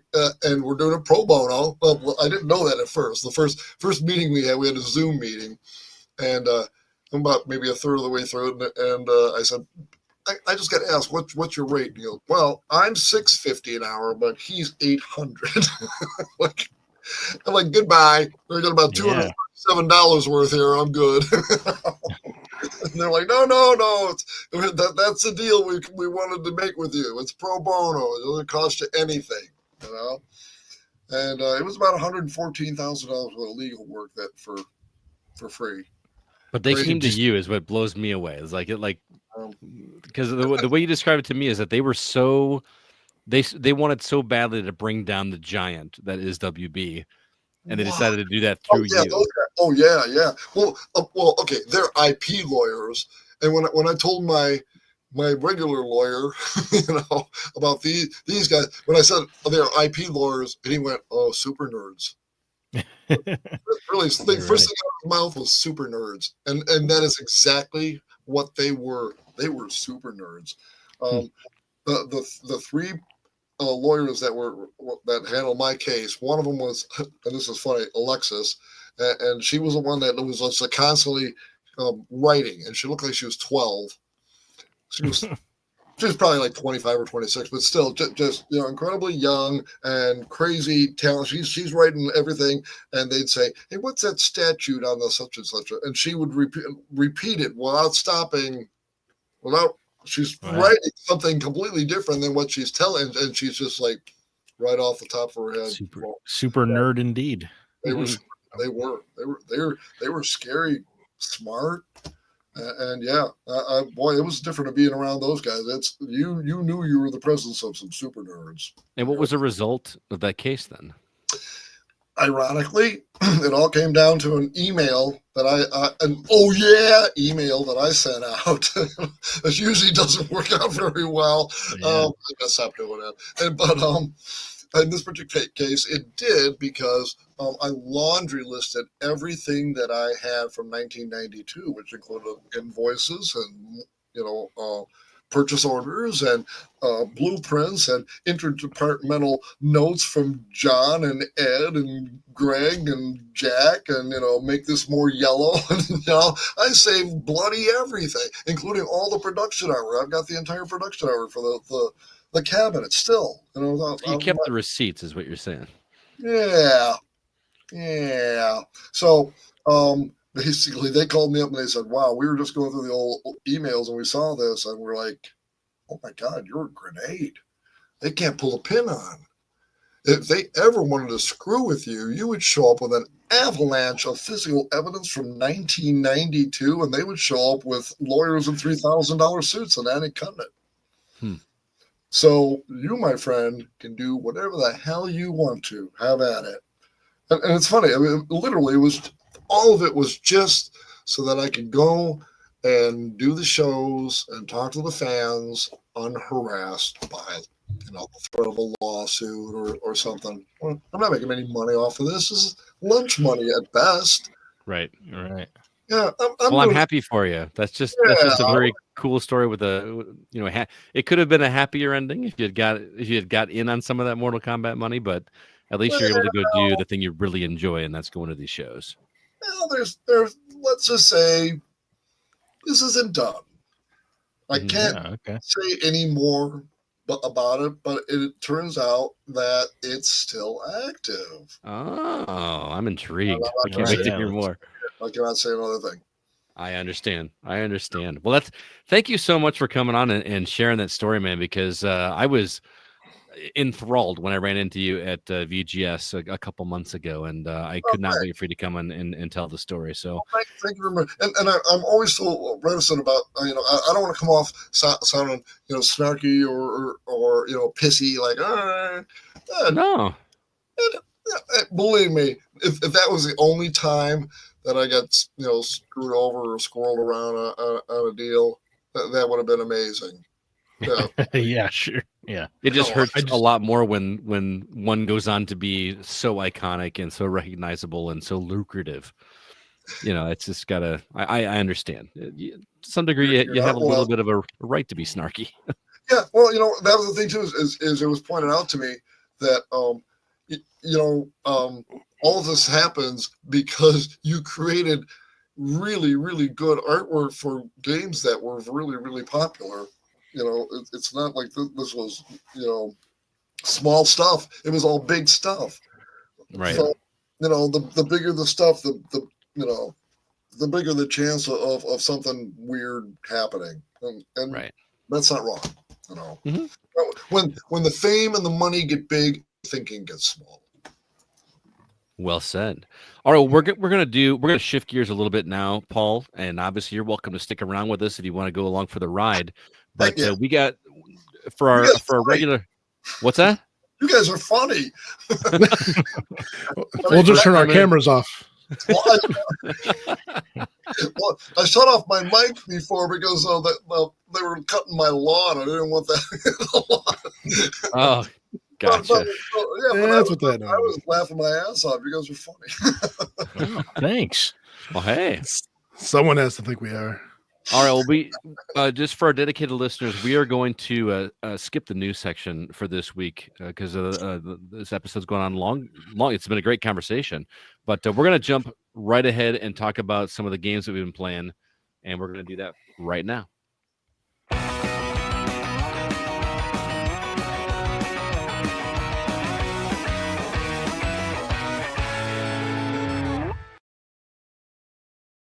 All right, Zach. I'm a little busy as I am right now, as I am usually playing games. But what's coming out next week that people can pick up? Yeah, on August 15th, we have Bendy Lone Wolf coming to PS5, PS4, Xbox Series consoles, Xbox One, Switch, and PC. On August 18th, we have horror game Broken Lore Don't Watch. That's coming to PS5, PS4, Xbox Series consoles, Xbox One. August 19th, we'll see the release of tactical military shooter Delta Force coming to PS5, PS4, Xbox Series consoles, Xbox One. Sword of the Sea, that's the next game from the Abzu fella. Very art-forward game coming to PS5 and PC. Formerly canceled platformer Shantae Advance Risky's Revenge is coming to everything but the Switch 2. However, it's also coming to Game Boy Advance. What? You can actually buy a cartridge? Yeah, you can get GBA Shantae. Black Myth Wukong leaves PlayStation and heads over to Xbox Series console. Morbid Metal is a action game coming to PC early access. Discounty is the latest shop simulator, and that's going to PS5, Xbox Series consoles, Switch, and PC. And although I don't think it's going to be a shop simulator that Jake particularly prefers. Oh, you caught my face? Herdling is going to be PS5, Xbox Series consoles, switch to Switch and PC if you want to, shepherd around some mythical beasts. Sengoku Dynasty allows you to make your own medieval Japan settlement on PS5 and Xbox Series consoles. And then Grit and Valor 1949 drops mechs into the middle of World War II on PS5, Xbox Series consoles, Switch, and PC. That's August 21st. Scott, on this list, anything exciting you? Morbid Metal looks rad. Like the idea of it, instead of switching weapons, you're actually switching characters, and it's a roguelike. So I that looks really interesting to me. Sure. What about you, CB? Grit and Valor. It's got mechs. All right, simple And man. World War II. Simple Yeah. joys for simple men. What about you, Jacob? I want to try Alright. Herdlings. No, Yeah. come on, really? Yeah. Yeah. it looked funny. Well, honestly, that would be my number 2. Because Seriously? I scrubbed through that trailer going, what is this game? I- You just don't enjoy nature, Scott. You're I scared. don't. You're I scared of don't. the Right. outdoors. So obviously, animals are going to be your thing. The number 2 would be Delta Force.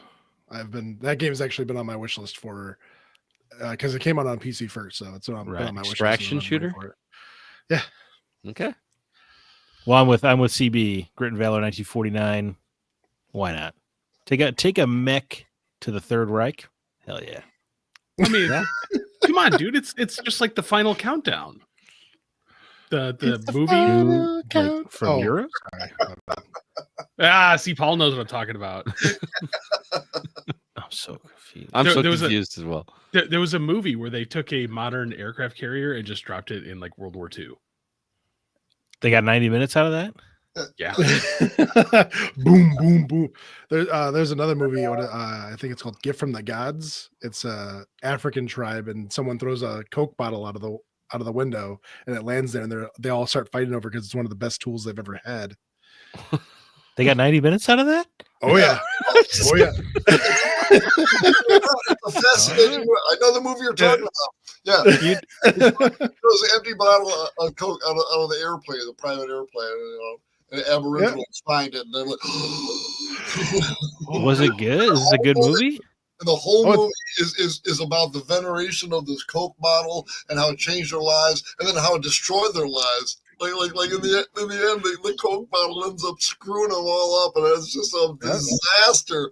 It's 90 minutes worth, believe it or not. Wow. Yeah, all right. One of the best tools they ever found turns into one of the best weapons they ever used to beat each other the head with. Dude, that Right. real cane sugar makes all the difference, I guess. And all about a Coke bottle. That's creative. Hey, Yeah, you're right. You know what? You're absolutely right. It's unique. I'll give it that.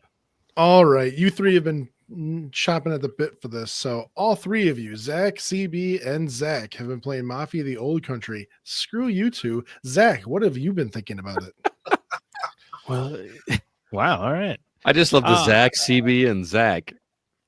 Oh, did I say Zach twice? Oh, Yeah, good. you did. Like Scott For didn't once, play I forgot you. it. I know, right? Hey, Yeah, payback, right? Boy, It what to say about Mafia: The Old Country? I guess I should say it Thanks. did not. Oh yeah. Anyway, so It's easy to say it did not meet expectations. It exceeds them. you had me. See? You had me there. You had me Bad in there. the first half. Dude, this game is everything I wanted it to be, and a little bit more. Although I can't, for spoilers' sake, I can't really give away why. It's just the story takes a direction I didn't expect. Same from here. the trailer, and I really like what it's leaning into there. And yeah, of course, you know, it's be easy to say it's hitting all the mob movie tropes, but guess what? I'm here for the mob movie tropes. Yeah. Zach is shifting away from the Western. He's like Mafia now. Well, it's funny you say that. It feels like a Western Mafia, honestly. I mean, I don't know. Like I'm playing this game going, Zach is going to love this because this feels like Red Dead Redemption in Oh my old God, I was school just Italy. Yeah. Yeah. Yes, I was just I mean, thinking it's- Mob Red Dead there's a Redemption. little bit. Maybe that's what's tickling me about it. But Yeah. yeah, I love it. Yeah, I love the. I mean, it is funny because all the guns are you can find them in Red Dead, right? Like it's got the volcanic pistol and the Carcano rifle. It's the same era of weaponry, which is fun. But yeah, I mean, it's just it's a return to form to Mafia 1 and 2, right? which is crazy when you think about it, because Mafia 3 came out 9 years ago, but it was so different Yes. than 1 and Yeah, 2 yeah. that it's been like 15 years since a traditional Mafia game Yeah. in this franchise. So it's, I mean, it's and that I'm the one that has not played 1 and 2, and I want to know the comparisons because this game feels like an open world game that you don't have to navigate like an open world game. It reminds me very much of L.A. Noire, where okay. the open world was there, But you could just choose not to traverse it. correct. I mean, and I don't just mean by like you can skip the driving in this game on occasion as long as there's not like dialogue that needs to happen. You can just press a button and skip the however many mile long drive to get to the next city that you need to complete a mission. Right, to your point, which you could also do that in LA Noire. Yeah. Right. Mhm. But also it doesn't it somehow feels linear. It feels like I'm always moving forward and there's no question about like where I need to go next. The game is just pushing me through this world, and I love that they've put so much love and care into designing this thing that you may never see parts of it. Very intricate details of this game you may never see because you don't have to. You're not necessarily being pushed to go explore every nook and cranny of this open world to find collectibles, although they are there. But I'm not like as compelled to do so. I'm more focused on the story because even though it is a Mafia trope story, like you mentioned, Zach, I still want to see what happens next. Hell yeah. Yeah, absolutely. I mean, it's great. Yeah, Enzo's a fantastic lead. I mean, I guess to answer your observation, Scott, that is what Mafia 1 and 2 was. Like they built this giant, huge city, but the structure of the game is just you go from story beat to story beat. There's no real exploration. Mm-hmm. It's very Hey, narratively go. focused. CB, got Okay. anything to add, man? You've been playing it as well. Yeah. Scott, look at the screen. Oh, I'm sorry. Aaron Plays from the community said, I also found a building with no floor and fell to my death while searching for collectibles. It Um, happens. that is one thing that bugs me about this game is I'm looking for collectibles and it gives me the message of like get back to the mission in bold, Yeah. like Godfather font. Right. Like- well, you don't want to refuse, man. It's not going to end well. But it drives me crazy. Do you want me to look for the collectibles or do you not want me to look for the collectibles? Like, tell me when it's okay for me to look for collectibles because I eventually just like gave up. If I stumble across them, it's fine. wedding to find a collectible. Can't You should get back to the mission before I pop your head on. Enzo, you level up when I tell you to level up. That's the guy that looks like David Hasselhoff if you were in the Mafia. Oh, Are you talking about Don Teresi? Yeah, dude. He looks like Hasselhoff? He looks like a stocky David Hasselhoff to me. Oh, dude, I love the way he That's like talks. Dude. He commands the room. It's Oh, awesome. seriously. Isn't Okay. David Hasselhoff a stocky David Hasselhoff? Yeah. It's so I know it's been a while since like a Mafia game came out. Zach and I have talked about Mafia 3 where it's just like there was parts of it at the time when it came out. The story was kind of like, okay, this is a little unbelievable. The way the writing in this feels to me, like it feels like almost everything, like nothing's so far like out of the ordinary that I have to like suspend disbelief so far. Correct. That's a good way to. Yeah, I agree. It's incredibly well written. I'm wildly surprised at how much I care about like the characters. Even like just the I don't want to say side characters, but like just the other guys in the Mafia. Yeah. Like Cesare, which by the way has the Cesare. coolest name ever. By the way, every time someone says Cesare, I'm just like that is a freaking cool name. Yeah. I always think of Cesare Borgia. But yeah, it's English? there's a lot of Italian. Yes. It's like so like not only am I caring about these characters though, like I'm like literally chomping at the bit for like each of the story beats, especially like the cutscenes, like just set down controller, enjoy, because it feels like there's a mafia like it's like a long mafia movie or like mini series Yes. that I'm getting to like enjoy, but occasionally get to like, okay, I get to help the story beats along. I do have one problem with the game so far, and I think the combat is mediocre. Really? I don't think it's super snappy, but I think that is intentional because of the time period that it's in. The weapons aren't supposed to feel like Call of Duty. No. I know that. I unfortunately figured out very early that there's a really cheap thing you can do with the knife fights. Okay. Bring a I gun? haven't been hit anymore. So like not like the parry and dodge thing. There's a certain button combination that you can tap to just constantly hit them and they can't recover. Okay. So I'm just like, I just fought somebody in a hideout, a certain boss person, and it was just like button, and it's just like ding, ding, ding, ding, ding, and they're like dead. I'm like, well, this entire fight was over in less than 30 seconds. Oh. You found an exploit. Kind of, yeah. The shotgun, by the way, in this game, it feels glorious. Really, I went rifle over shotgun. No, you Well, know so how you can I have play the- these The games. sawn off, you know. Oh no, the I don't want the sawn-off shot. rifle. I want the full length shotgun. The sawed off Yeah. is nice, but the full length shotgun, just running through people and just up. Sure. Yeah, Blam. because there's a conversation that happens in a chapel for Mhm. those that have gotten to that point in the game. Okay. Fighting through the area before that, I feel like this is dude, one of I those. just ran through that and it felt great. I know. I am Running trying to through go the through chapel, pocket I'm- full of shells. Oh, jeez. I am actually trying to go the stealthy route. I actually got an achievement for doing one section without getting noticed, which feels awesome until you inadvertently just wind up in a gunfight anyway, like to get out.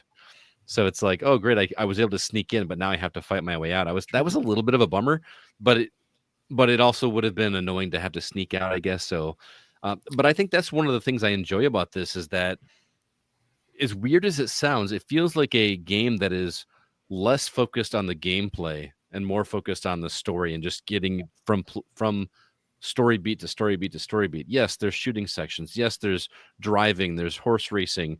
There's sneaking around and all that. They're stuffing dudes into boxes. Yeah, have you guys played the fun game of how many dudes can I fit into one box? Yeah, I have. No, well, you don't need to play that game because there's a box for every dude. Seriously, it's like, Oh, but it's more fun to just keep putting them in the same box. that's what I did. I keep carrying them all the way back to the first one to see how many guys I could fit into that box. Like a murder clown car. Yes, Right. exactly. Yeah. For me, the number was 3. I always get, and once I get to 4, it won't let me put another one in there because the guy just disappears. Yeah. But that is interesting to me. Also, in terms of the story, I love how people keep telling him, "Hey, don't be alone with Isabella. Don't be alone with Isabella. Don't be alone with Isabella." Of course, what does he do? Well, see, Like- see now, I feel like you're delving into spoilers, dude. No. It's not to the same level that you are. Like that, I am not. Whoa. You are not doing it to the same level I am. I'm not giving anything story away. It's just like, because he's very innocent. He's not. He just keeps running into her, and then someone yells at him, and he's like, "Okay, I'm not going to be alone with her." And then that keeps happening. I'm like, dude, you're an idiot. Like you. No. Well, you know what? I was in my early 20s once too. Yeah, I know. I get it. All right. Last couple things. Life, What's that? art reflecting life, or life Yes, yeah. reflecting art. I am Enzo. But focus, I think, is the defining word of the game because there's no skill trees, there's no there's no superfluous collectibles. There is like a kind of charm system to give yourself some perks, but they really don't. You're not like worrying about them. If that makes sense. It's not like a game breaking or changing thing. Yeah, Right. yeah. You're not upgrading your knife skill by 25% extra or something like that. Right. It's it's good. And it's just like standard third person shooting, which I don't feel like we get a lot of anymore. I remember thinking that when I was playing Mind's Eye. Like we just don't get a lot of like stop and pop shooters. Right. And it feels good to be going back there. And no, you know, I played through half of it this weekend. There's 14 chapters. I finished chapter 7. When's the last time I did that, guys? Got halfway through a game in a weekend. So that's really cool. A video game made for an adult lifestyle. Exactly. I do have a couple things I want to mention because I'm having some issues that I assume you're not having on your end, Zach. You're playing on PlayStation, correct? I'm playing on Xbox. And first off, this is a budget title. I'm gonna say that as a caveat because right, the reload it is cheaper now than Mafia 2 was when it came out. Right. You know, not even it's crazy. But the reload times are quite long. Maybe I'm just getting old and impatient. No, they're not. They're accurate to the weapon. No, he's talking about. I think he's talking about reloading a checkpoint. Right, like if you die and you have to come back, it feels like it takes 30 to 45 seconds to come back. Well, when he's gonna people walk say back. reload times, I think like reloading a gun, and I'm like, no, it's accurate, but No. yes, What? Yeah, reloading checkpoints. Sorry, I was know. clear. But I've died twice.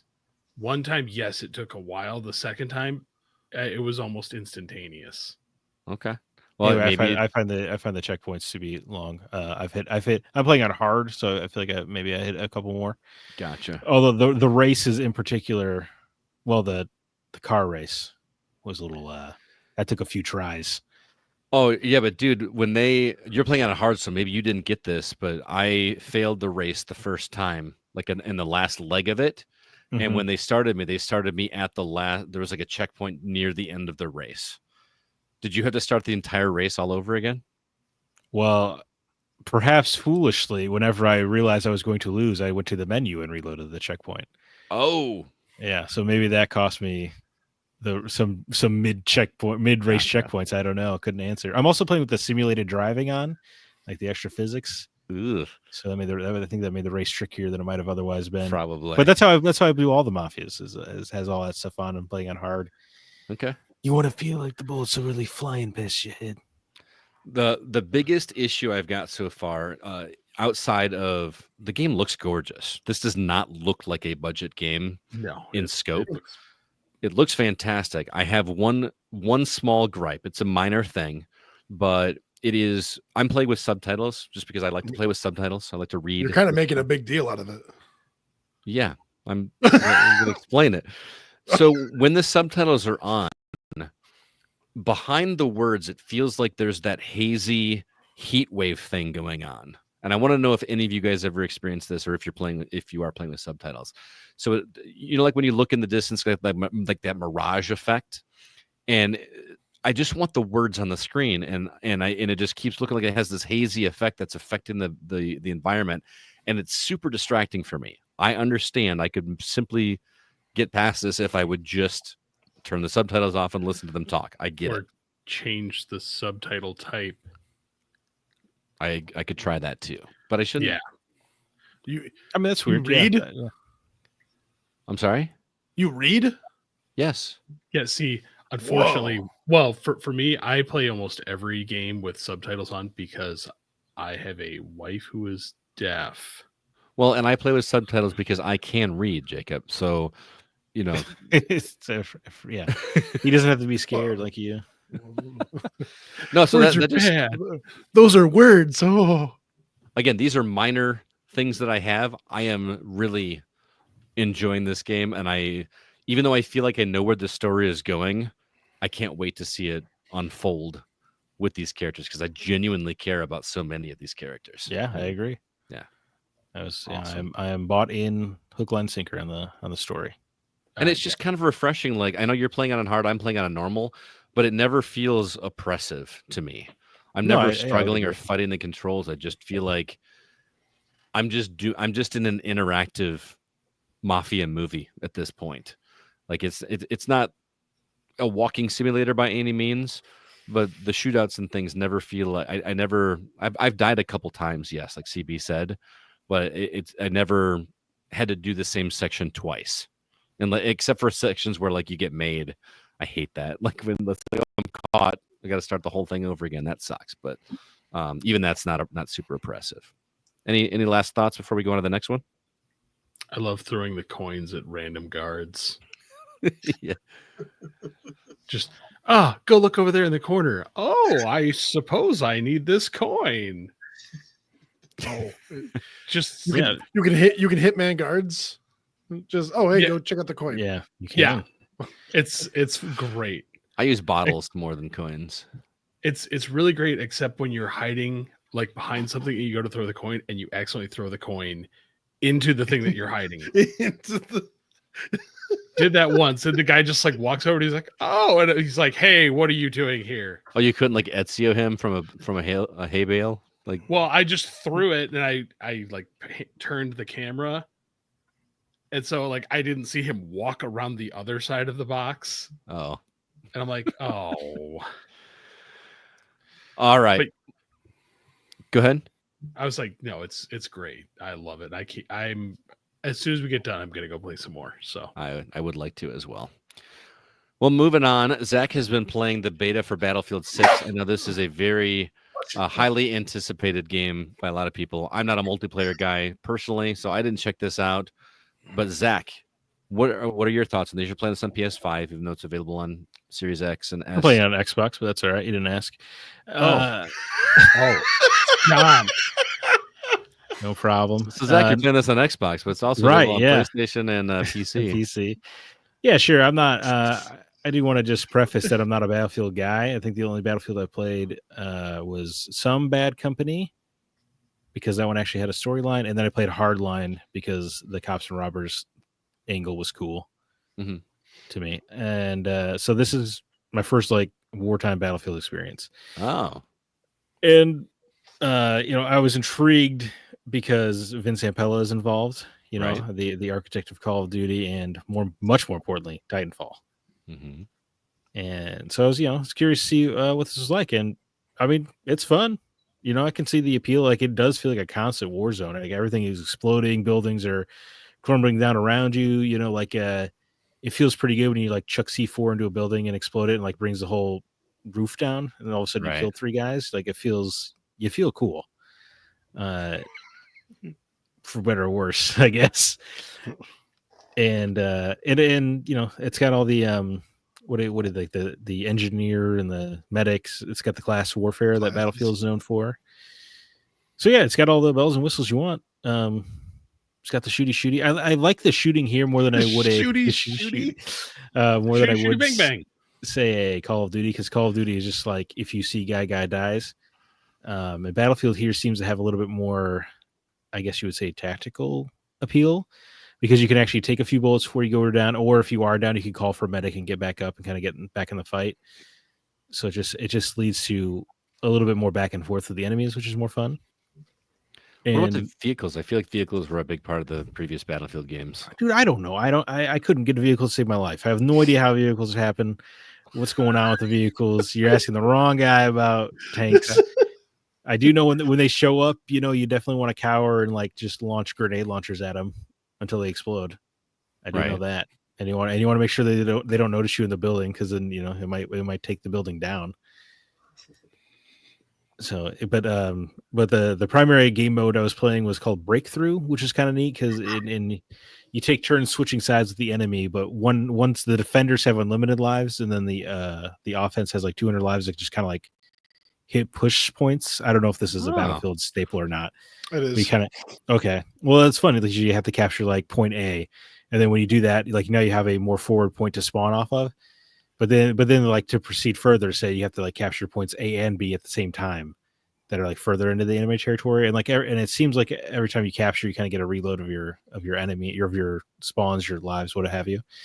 And that is kind of a fun game mode. It seems really hard to win when you're on offense, because you're going up against unlimited lives. But if this is a standard mode, then people obviously would have more experienced people know what's going on, I guess.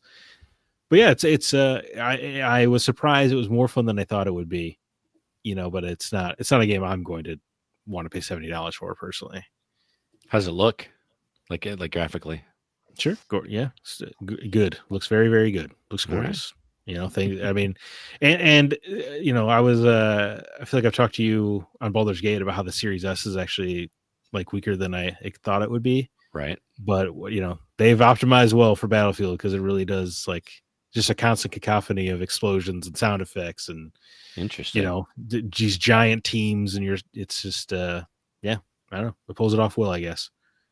Good to hear. Again, that's Battlefield 6. The beta. I know it got overloaded. I know people were having trouble getting into it, and there was a queue for like 50,000. I was saying, yeah, when I hopped on, it was like queue. You're in queue position 72,000 or whatever. I was like, what? And then like, I don't know. It took 2 minutes. So like, all right, here you're good. And I was like, that can't.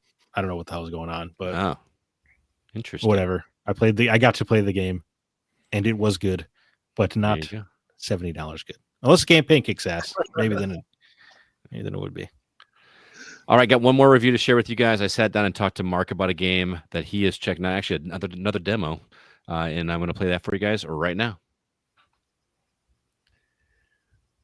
There you have it, and that's going to do it for this episode of The Gaming Outsider. Paul, it has been a pleasure talking to you, sir. Thank you so much for being here.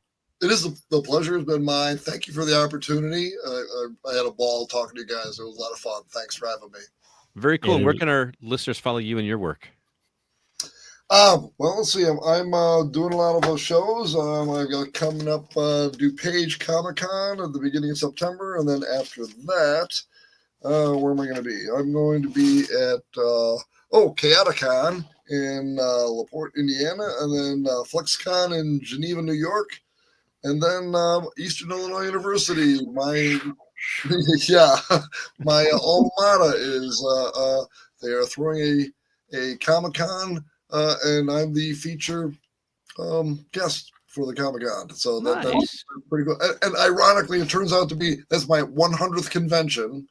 Nice. At my college where it all started. So yeah, kind of cool. It worked out. That's very cool. And correct me if I'm wrong, but you should have October 12th, 2026 on your calendar. Last time we talked, if you remember. I don't know if you wrote it down or not. Yeah, I think so. Let's see. Yeah, that is. I mean, it's quite a ways in the future, though. Right. Yeah. I mean, I've been trying to get him for the past couple of years. He's always been booked. So we were hoping to get him at R2V2 sometime in the future. Yeah, I never written down. See, See, there we go. There we go. Yeah. So mark your calendars now, boys and girls. October 12th, Yeah, 2026. absolutely. Very cool. Very cool. Looking forward to having you. Well, thank you everybody else out there for listening. This episode was produced by Kevin Honigford. All the music you hear is written and performed by Grant Henry of Stemage and Metroid Metal. His website, as always, is stemagemusic.com, STEMAGE.com. Please be sure to email us if you have any questions or concerns. Our address is feedback@thegamingoutsider.com.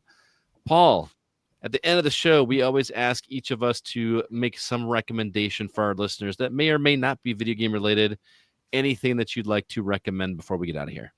Oh wow. On the spot. We can come back to you if you'd like. Keep playing games. It keeps you from going crazy.